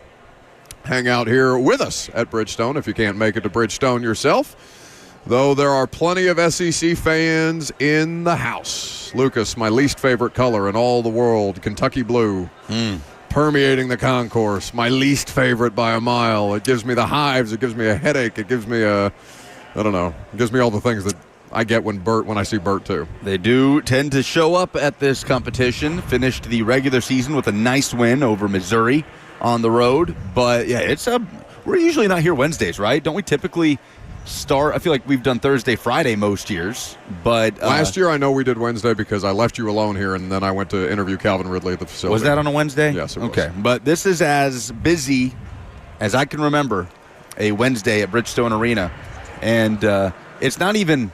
It's not even that, like, we're excited about the semifinal and final because it's going to be obviously some of the best teams in the country, but I'm excited about, like, the first 2 rounds, the battles that are going to happen for teams in desperation mode. Yeah, no, this is going to be an excellent day. Are you staying for the Vandy game? I will stay for at least a portion of the Vanderbilt game. I'm very curious at how many. I asked Joseph during the break, between Texas and Vandy, who do you think has the bigger turnout? Which fan base? Texas. See, Joseph said Vandy. I don't know. Really? I mean, Texas fan. I'm just playing percentages there. Sure. I think I've seen more Vanderbilt fans than Texas fans so far, just walking around here. But I don't know, man. I think Vanderbilt fans have Memorial Magic kind of got recaptured a little bit this year. No, for sure. I think they're going to show up. Well, man, I hope I'm wrong. That would be awesome. It's just down the road, so one would hope that Vandy's fan base would be galvanized. Certainly, there's plenty of reasons to be galvanized about Vandy athletics just generally right now. Men's basketball, women's basketball. You got the football team showing signs of life under Clark Lee. So good for them. I hope Vandy has a good turnout. I hope they have a better turnout than Texas. That would be. I mean, that's kind of crazy though. Like Texas is one of the biggest fan bases in the country. Yeah, that's a national fan base. Do they show up like that for basketball? I don't know. I just assume that there's enough Texas fans everywhere that they could outnumber any number of fan bases at any given point. But from happy things like SEC basketball to less happy things like Titans free agency, you've got the quarterback market looking the way that it does right now. You've got available NFL free agents at this point in time that do not inspire, and you don't have to be inspired by NFL free agency if your team drafts Cam Ward with the number 1 overall pick, right? Like, that could bring some life back to the fan base, even if this team opts to bring in a Mac Jones or, I mean, we can talk about Carson Wentz here in just a second because I have very specific thoughts on Carson Wentz, the idea of Carson Wentz. If it is just an idea, hopefully it's just an idea, a bad idea had by somebody in that building. But of all the options that are still available to the Titans to add to their quarterback room. They have to add to their quarterback room with only Will Levis under contract. What are the best available options for this team? You've got, and, I just take them by age, honestly, at this point in time. Rodgers is the oldest, then Flacco, Josh Johnson, Case Keenum, then Russ. Russell Wilson's market has not been, I haven't seen anything really about that. I don't know what's to stop if the New York Giants get super desperate and don't want to trade up for the number 1 overall pick with Cam Ward, if they wanted to draft Cam Ward, would Russell Wilson make sense in New York? I don't think that's saving either of their jobs, but that may be, I don't know, is that a better option than giving up a huge draft haul for a team that, the Giants need draft picks too. Maybe a Russel Wilson Van Jefferson reunion is in the cards. I'm kidding. The face that you don't want made. that. Speaking of, I just saw a shout out to Ravenwood head basketball coach Patrick Whitlock just walked by. He coached Van Jefferson, who played basketball during his time at Ravenwood as well. Oh, did you want to get him for an exclusive? We can find out about the newest Titans wide receiver. I'll let him go enjoy the actual entertainment that is happening on the court over there. Okay, so then from Russ, you get into is Teddy Bridgewater going to play football next year? I'm assuming not. I'm assuming not. He seemed like he was having a pretty good time, won a state championship as a high school football coach. Sure, I'll take an extra check to come unseat for the playoffs. Hendon Hooker as the backup quarterback in Detroit and make some additional playoff checks there. So I'm going to assume that Teddy Bridgewater, while he is a free agent, is not actually an option. Okay, so let's just talk about what we have heard, right? The names that have been associated with the Titans. Do I have to? You mentioned Zach Wilson and Mac Jones. Mm-hmm. Zach Wilson obviously is a Dolphin. Mac Jones still out there. Connor Hughes of SNY TV up in New York mentioned Russell Wilson to the Titans. Just that he's hearing that as a possibility. And then there's this report about Carson Wentz and the Tennessee Titans. And is it a report?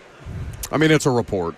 You're right. Yeah, Ben Volen of the Boston Globe. It's a hint. Who just tweeted, keep an eye on Carson Wentz and the Titans. It's almost more sadistic to keep it that short and not provide additional detail and just let Titans fans stew on the idea of Carson bleeping Wentz playing quarterback for them. I have covered games that Carson Wentz has played against the Titans. I've covered games that he played against the Titans as a Colt. I've covered games against the Titans that he played as an Eagle. I've covered games that he played against the Titans as a Commander. I saw him throw a pick, a game-saving pick to David Long on the goal line in Washington. Not the last time I was in Washington, but 2 Washington trips ago. Okay. I have seen the Carson Wentz experience. Okay, but if the Titans are to draft Cam Ward number 1 overall, they damn well better. Is it really that big of a deal? Yeah, because he's probably going to play. He's probably going to start the season for you. I am comfortable with Mac Jones starting the season. I'm not comfortable with Carson Wentz starting the season. Oh, really? I'm with you there. What's the difference? But if they are just coming in to be the backup and a veteran that has been in that position, especially that's not what they're just coming in here to do if you draft a quarterback number 1 overall. I know that the quarterbacks that get drafted number 1 overall play. Yes. So it's fair to assume that, but that's... They more than likely, Cam Ward would be the day 1 starter if he was drafted here. Please God. More than likely. So it's not...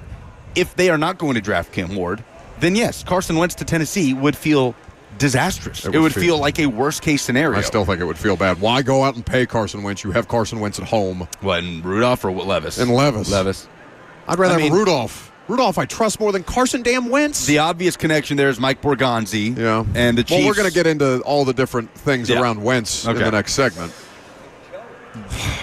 Tyler on the F&M Bank chat says Wentz is the evolved version of Levis. Obviously, we've seen Wentz be good. It was at this point years ago. Wentz is Levis with a better bank account. In a better sample size of Wentz was playing MVP level quarterback until he got hurt, and then that since post injury Wentz has been Will Levis with a bank account. I'll give you that for sure.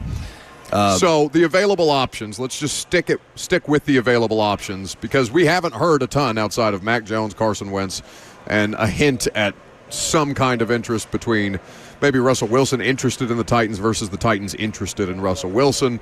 There have been disputing reports. Mason Rudolph is also an option that we haven't talked about at all. And honestly, if you made me guess today, I would put and a guess, not any kind of concrete. Not I've heard anything or talked to anybody specifically about Mason Rudolph because obviously they're not letting a lot out of the building right now. But Mason Rudolph feels like a pretty safe bet. I do have a title. If the Titans were to sign Carson Wentz, are you guys ready for it? Shouldn't it be in the segment that we're talking about Carson Wentz next? Well, aren't you going on about him right here? It wouldn't be the title I'm talking of the about next Mason segment. Rudolph. Well, I'm going to go ahead and give it to you because I teased it. It would be Blather, Wentz, Repeat. The Buck Rising Show. You proud of what you did there? I'm very proud. You shouldn't be. I'm proud too. He doesn't mean that. I'm proud too, Daddy. I'm a gemstone too. Did you finally watch the first episode? I haven't watched it. I need to. What the hell is wrong with you? At this point, I might as well wait till Sunday so I can binge episodes 1 and 2. That's nonsense. That's nonsense. You're missing Bradley Cooper and all of his I know. glory. I hear. I hear it's incredibly well done too, which is no surprise. But so you just said Mason Rudolph a safe bet to return to the Titans? I mean, right now, based on what's out there, so based on what they've said about him, he's not going to be expensive. My only question is, does Mason Rudolph want to come back here, or does he want to do what NWI did, which is say deuces and get the hell out? People asking in the chat, why do you hate Mariota? Marcus Mariota's not coming back here. That's not happening. No, I would, at least Marcus would give me some good vibes about this season. So if you think it's a safe bet they're bringing back Mason Rudolph. No, I would just say based on the options that we're talking about. So like if I would put a higher percentage chance on Mason Rudolph coming back than signing an external player. So you wouldn't think that they would bring back Rudolph and sign a Mac Jones or whoever? No, I wouldn't think so. Right. I mean, oh my God. Why would you even say that? Because if that happened, then we'd say, oh, maybe they're not drafting Kim then Ward. I would riot. Because then at that point, if you draft Kim Ward, you've got 4 quarterbacks. Oh, my God. I mean, Minnesota had like 17 on their roster this year, so I guess there's nothing to stop them from going that route. But, all right, why don't we talk about Carson Wentz? The worst I really believe that to be the worst case scenario. Carson Wentz in a Titans uniform. We can talk about the worst case scenario coming up next.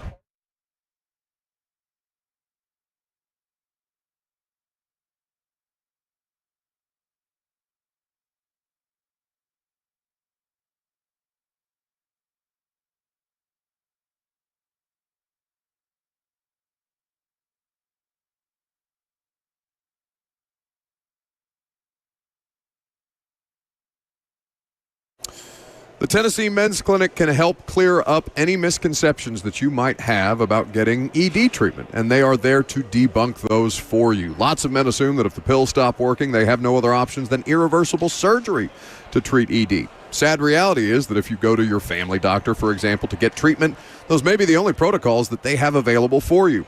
Men, do not go through irreversible surgery to treat ED before you have talked to the experts at the Tennessee Men's Clinic. They specialize in men's sexual health issues. It's all they do, and it makes them the experts in the field. They have access to multiple protocols and options to treat ED based on your specific needs and what's going on in your body. So don't trust your health to an online pharmacy and don't feel like you're out of options. Call the Tennessee Men's Clinic today at 615-208-9090. You could even be like Max Hers and schedule an appointment online today if you're dealing with ED at TennesseeMen'sClinic.com.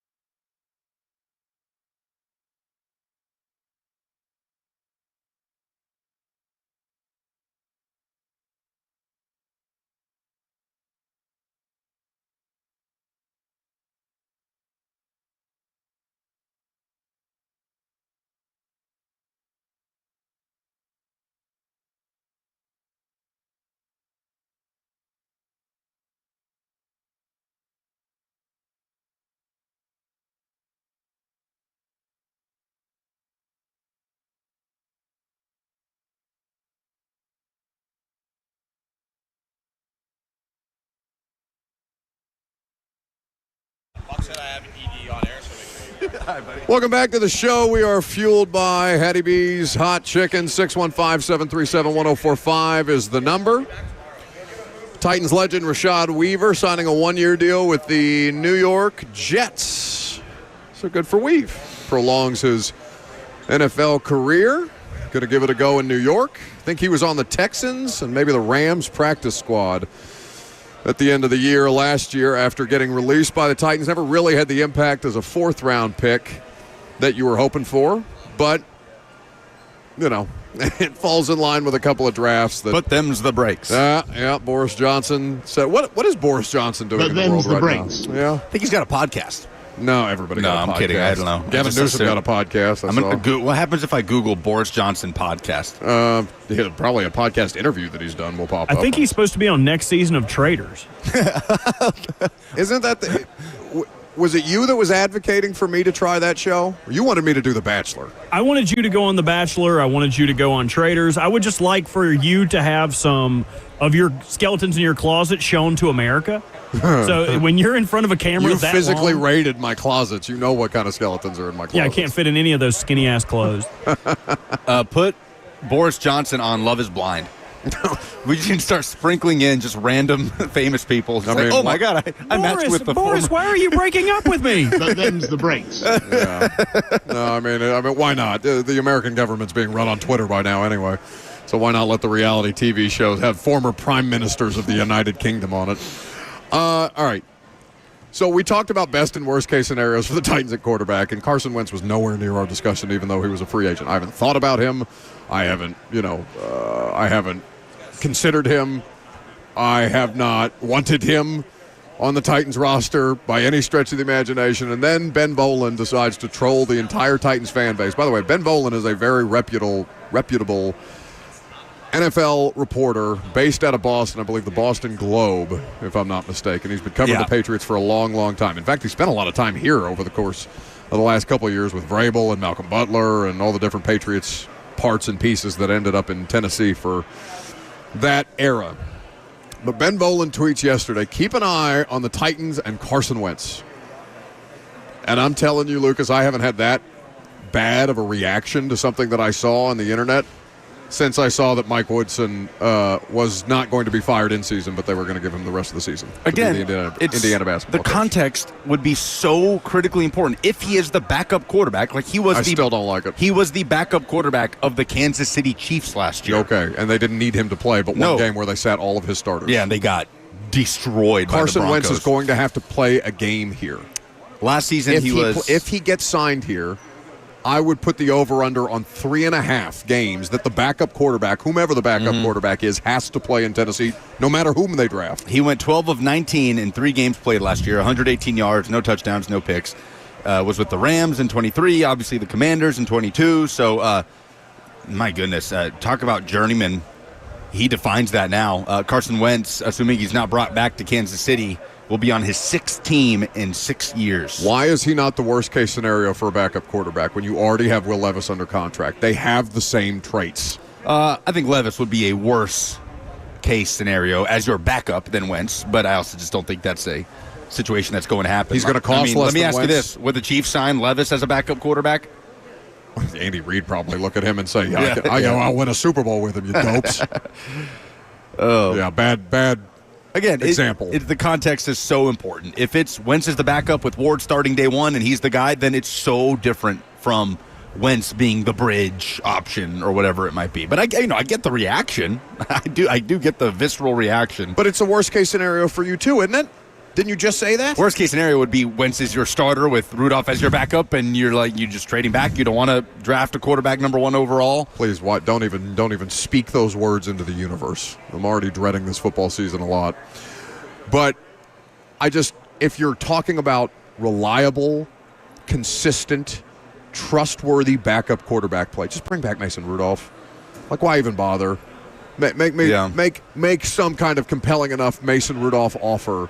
And maybe he's scarred by the way that last year went, and he wants the hell out of here, too. I wouldn't blame him one bit. If I was a Titans player on last year's roster. But, think about this. If you're a player on the Titans roster heading into 2025 and you find out that Carson Wentz isn't going to be in your quarterback room, how do you feel?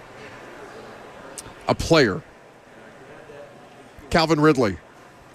I mean, I'm not going to speak for Calvin Ridley or Jeff Simmons or any of these guys, but think about that. I'd want to know more about the general plan. Again, if my your first reaction would be like, bleep this. If you are drafting Cam Ward at number 1 overall, he is your quarterback in 2025. So the context is so important. If you're Calvin Ridley and the Titans are telling you, this is your guy, he's going to be throwing you the ball all year, then yeah, that's incredibly different from you're going to be playing with the number 1 overall pick in the draft. It's so different. It's so different. And we don't know. We don't know what that context would be if Wentz was the answer there. Somebody on the by the way, you can call the show 615-737-1045. How would you feel if this team signed Carson Wentz in any capacity? And I understand what Lucas is saying about the context of that mattering. That would mean to me they are picking Cam Ward number 1 overall, or else. Or else.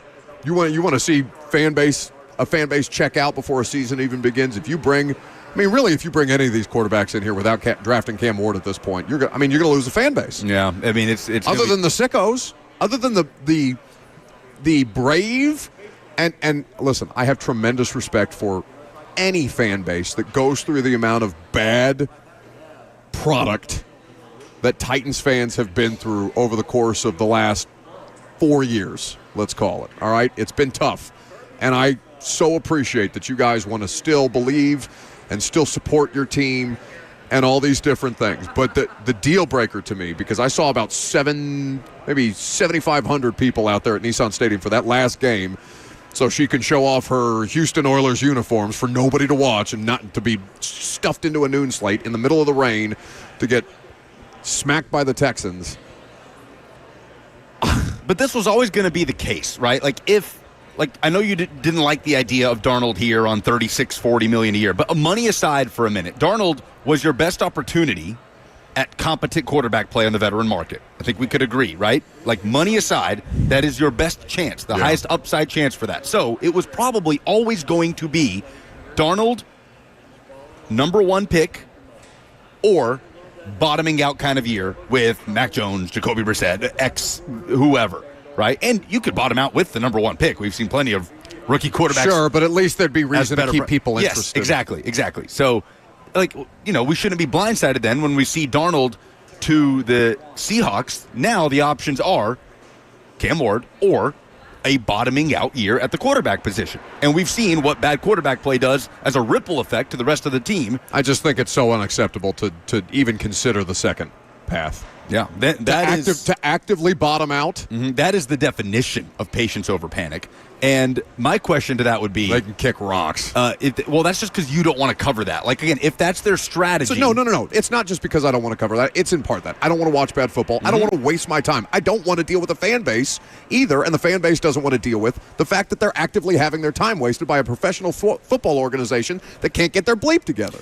It makes me insane. Were they ever going to be competitive in 2025? They could do better than this, Lucas. They could do better than this. Okay, but it's infuriating. Again, a rebuild is a rebuild. I'm with you. If you don't draft a quarterback number 1 overall, things are going to bottom out. It's going to be brutal to watch. But if you do that, then in theory, you're trading back, you're acquiring picks, and you're getting a lot worse to hopefully get a lot better in the future. My question would be, how signed up is Amy Adams-Strunk for that actually? Okay. Right? How bought in would she actually be to How that? bought in is she today versus how bought in she is in week 6 versus how bought in she is in week 15? I don't know. Because a rebuild is good. There are multiple fan bases in the NFL that would love for their franchise to just unplug and plug back in. Literally start from scratch. Until they have to go through multiple seasons of this. Yeah. I get it. It's a 1-year thing. And they're treating it as a 1-year thing. But this is not a 1-year thing for the fan base. No, it's not a 1-year thing for the franchise. This sucks. Yeah, it does. It does. It's not fun. Nobody thinks it's fun. But it is a necessary evil at this point, right? They have to rebuild this roster. Now, my question is, if they're going down that path, and even with Cam Ward, without Cam Ward in 2025, whoever, they go 4-13, 5-12, 3-14, whatever, is Amy Adams-Strunk, like you said, as bought in by the end of that year as she is now to patience over panic? Or is she sitting back thinking, you know what? Chad Brinker now has been a part of 6-11, 3-14, and X record. But the other guy deserved to get fired for his record.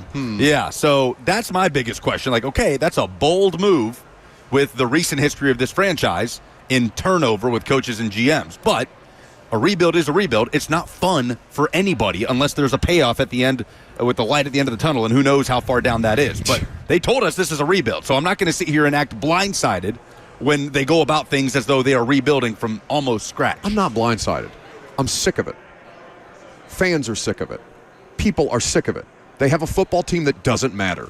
Their NFL team, the least important thing that's going to play in that new Nissan Stadium or take place in that new Nissan Stadium is the Tennessee damn Titans, the home of the Tennessee Titans.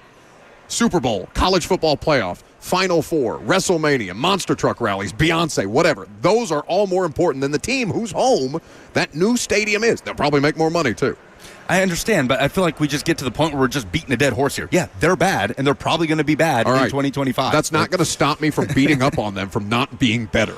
It's been 3 years of trying to rebuild on the fly and that going miserably, and then finally getting to a point where you can admit, no, this is an actual rebuild, and it sucks. It sucks that it took 3 years to even get to that point. Like, I'm with you, man. I'm mad I didn't bring my sad boy radio hat today. And then you're to the point where, okay, if you don't draft Cam Ward in a few weeks, then there's no reason really for anybody to have investment in this team in 2025 for the most part. But what if you don't really love Cam Ward as a prospect? Do you take him just for that reason? I would say no, right? I don't think so. If you They might not have a choice because they can't get the Giants to trade up. Like, they might not have a choice. Yeah, no, it's we'll see what happens. Again, a situation of their own making.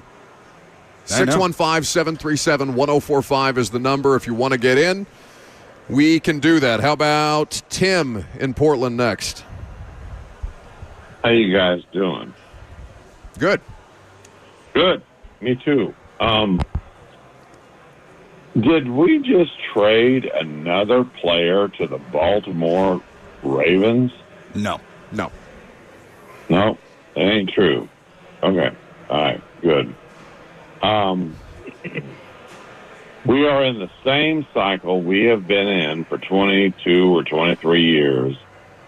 Since I've been a season ticket holder, we're just going down the same rabbit hole.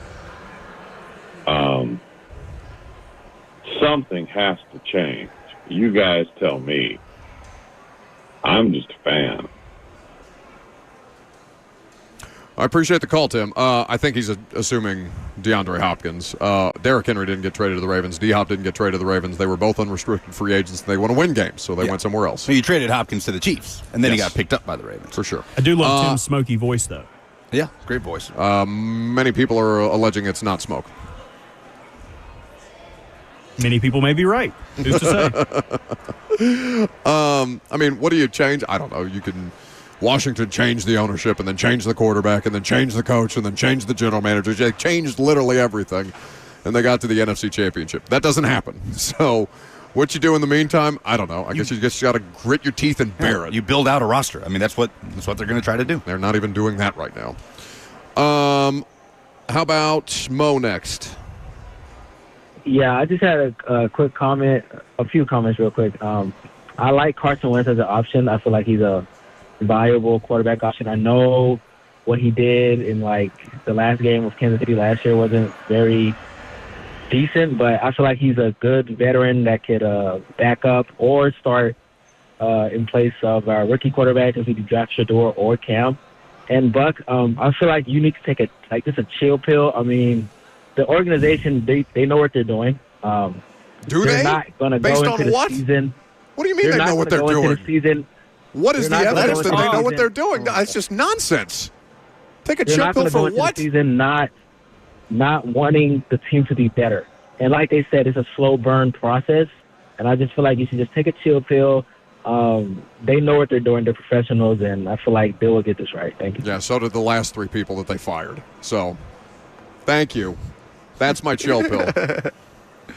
It's that or ABBA. That's really the only thing that's going to bring me out of this.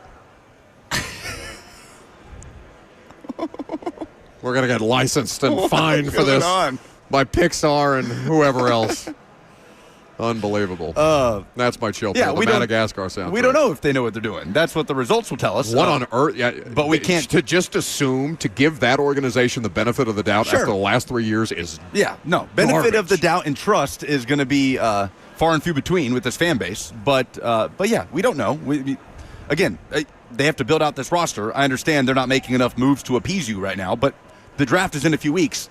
At every turn, again, draft, develop, retain, patience over panic. They are doing what they told us they were going to do.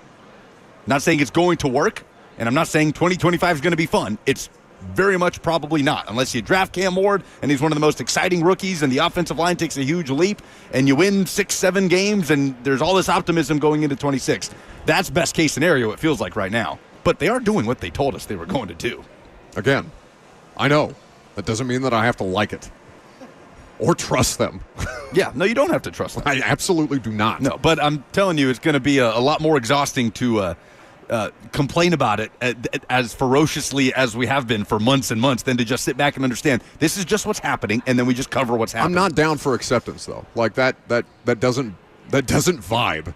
It doesn't mean you sit back and say, "Oh, this is cool." Yeah, we're just it is what it is. Like they are rebuilding. This is the process they have to go through. As we cover an NFL season ahead of us, and they go 4-13, 3-14, 5-12, best case scenario, which would be an improvement.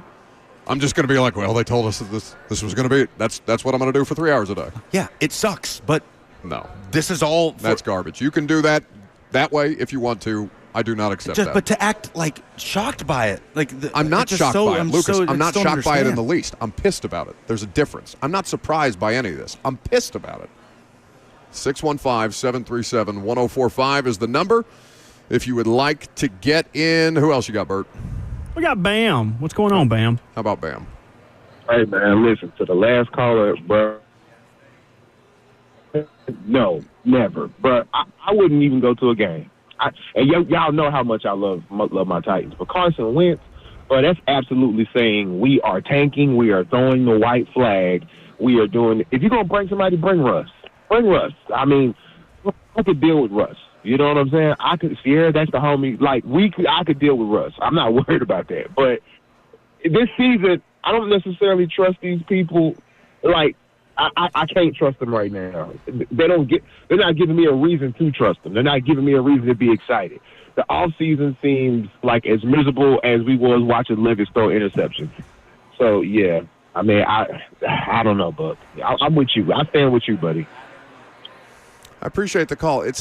You can feel, and you don't have to pick a side. You can feel about this however you want to feel about this. Lucas and I are taking different approaches. I think the place where I most disagree, as Arkansas is leading South Carolina in the first game of the SEC tournament 30-23 right now, halfway through the first half. You are assuming that I am surprised by this. I am not. I am bothered by it. I'm bothered by it. I'm not shocked by any of it. I've watched and covered too many losing seasons for this team to be surprised by any of this. Yeah, but the only thing that brings people back is winning. And for right now, the only path forward for this team might have to be taking the brunt of things up front. Sick. Being bad. Yeah, it sucks. Nobody enjoys it. It's not fun. You might have to be bad before you can be good. 615-737-1045. Last call for phone calls here at Bridgestone Arena. I'm Buck Rising. It's 1045 The Zone.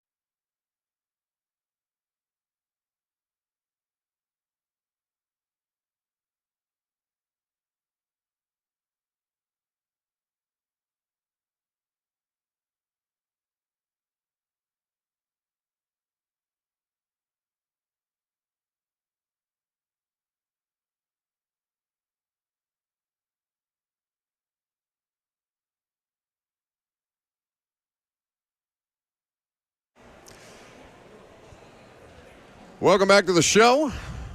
We're fueled by Hattie B's Hot Chicken. We're hanging out here at the SEC Tournament, Bridgestone Arena. 615-737-1045, the number. If you want to get involved, Bert, you said you had a Ron on the line? That's right, Ron in Hendersonville. Go ahead, Ron. What you got, Ron? Hey, how y'all fellas doing? Look, I'm with you, Lucas.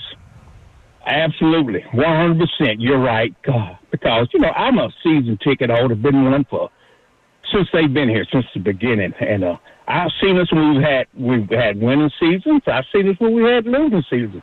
And it's, we've had opportunities to win. And it's not like we're the only bad team out there. There's other teams that have been worse than we have for a lot longer times. To me, it's not that serious. To me, Titan fans take a chill pill. That's the way I look at it. Now, like I said, I know I'm the minority. I don't care. To me, it ain't that serious because you got 32 teams trying to do the same thing. And some teams are a little bit better than others. We're going through a spell right now, but it ain't going to be forever. And thank you very much. That's all I got to say on it.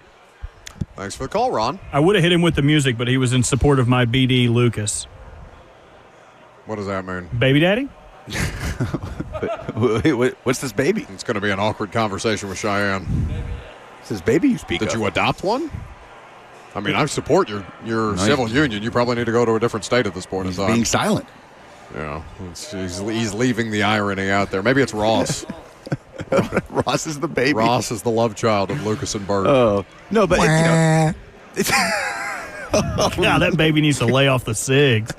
Well, that means that would indicate that it's your child if he's chain smoking. God, that's one of my favorite Dave Chappelle bits. Like, that baby ain't sad because he ain't getting candy. That baby wants to drag off that menthol. That's gonna be your baby. Like I said earlier, as a fan, you are entitled to feel however you want to feel. Nobody is telling you that you have to be pissed about this. Nobody is telling you that you have to be okay with this. I'm telling you how I feel about it.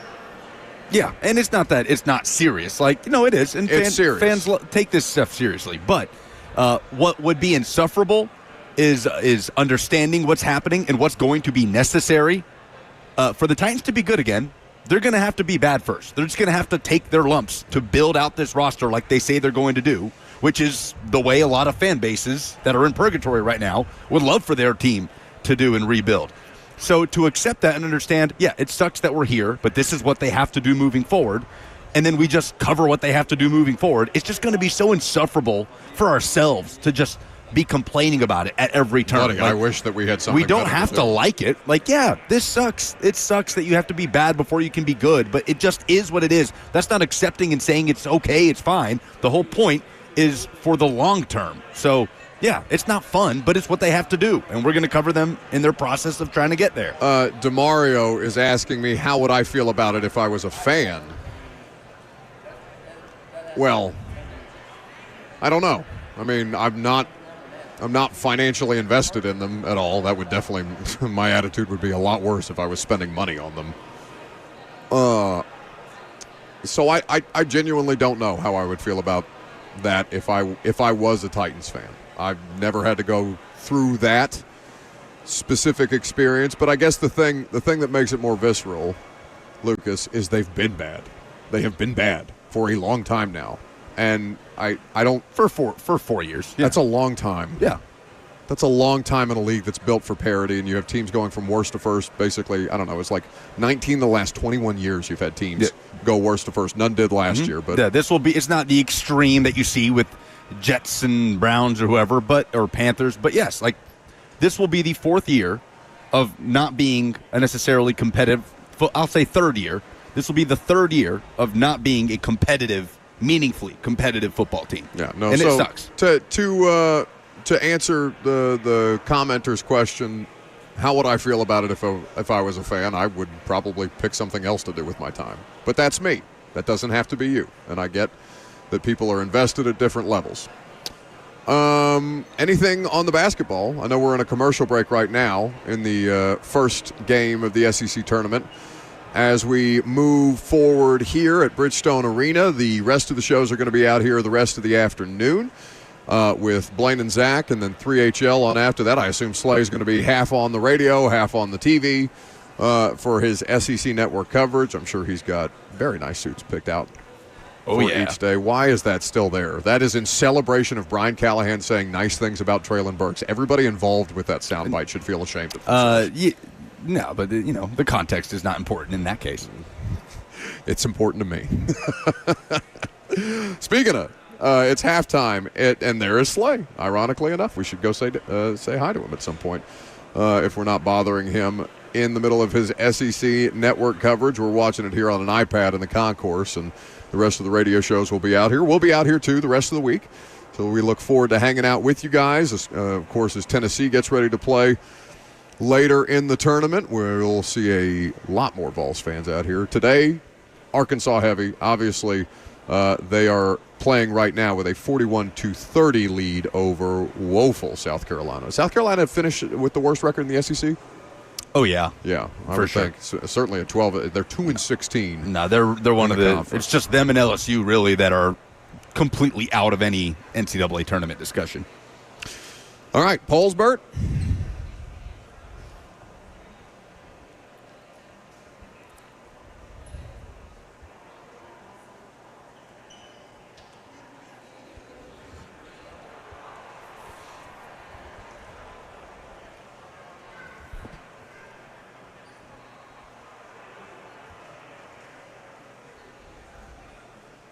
Presented by Two Rivers Ford, the South's most trusted Ford dealer. What's the dumbest thing in sports this week? Det says Sadiq Charles coming out of retirement. He was guaranteed almost the starting right guard job for this team. He blindsided them by retiring out of nowhere in the middle of training camp, and we learned this morning that he is coming out of retirement. Well, that assumes that they knew he was going to retire. They didn't know he was going to retire because they couldn't reach him. They couldn't get a hold of him. He just up and ghosted them in the middle of the night. But, yeah, Sadiq Charles back in the mix, baby. I'd also say best of luck to Sadiq Charles in finding a new home. I mean, oh, yeah. Pretty big red flag to me. If I'm a general manager, am I going to sign you and pay you something and then you just, before the season, say, I don't want to do this, like you literally did last year? You could look at it that way. You could be the negative one, and I'll be the positive one. I would assume that he knew something that we didn't. He got the hell out of here. I don't think that makes it any more appealing for a general manager that's bringing him in. I'm cool with front runners. We have letting NWI walk to save almost nothing in the grand scheme of things. Yeah, I mean, that kind of plays into what you're talking about, though, with the patience over panic, and it was always going to look like this. They told you it was going to look like this. Everybody take a breath, but again, you can understand that and still be pissed about it. Which goodbye hurt Titans fans more, NWI or Ryan Stonehouse? 76.6% are going NWI. Yeah, it's NWI. Yeah, they just had longer with him. Vols fans, how much do you care about the SEC tournament this year? 52.5% say a little, 27.5% say not at all, only 20.1% say a lot. I would think that they as a team would take a good deal of pride in it. For fans, I get the mix of emotions. Like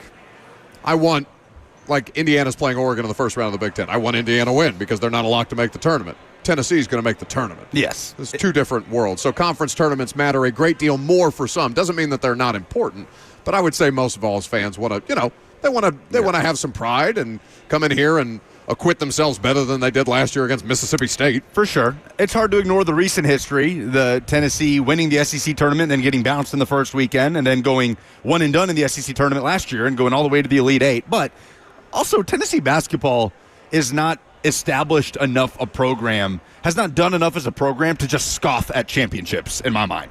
Like, an SEC tournament championship is still a trophy. Yeah. It's still a championship. It's not like we've won one in the last 40-something years. So, yeah, I'm not going to sit there and scoff at it, but I'm not going to be devastated if they go 2 and done. I would like to win the first game, though, at least. Who is your preferred veteran quarterback signing for the Titans? Russell Wilson, Carson Wentz, or Mac Jones? 50.5% are going with Russ. 35%. Those three options? I know. I'd say I voted Mac Jones. 35% voted Mac Jones. You voted on the poll you put out? You put it out from your Twitter account. 14. You can't vote on your own polls. 14.5%. Obviously, the fewest amount of votes to Carson Wentz. I mean, to me, I thought it'd be a slam dunk. Mac Jones, far younger. Played in a much smaller sample size, but played better at the end of the season than Russ did. I don't care how young they are. I don't want any of them here for a long period of time. Well, none of them would be I think that's here how people are consuming that poll, though. Yeah, those are the polls. All right, very good. That's the show. Prime time tonight. If they make any quarterback moves, we'll talk about it. If not, okay. This is what we're going to do. That's fine. We can do it because it'll put me in a better mood. SEC tournament going to roll along.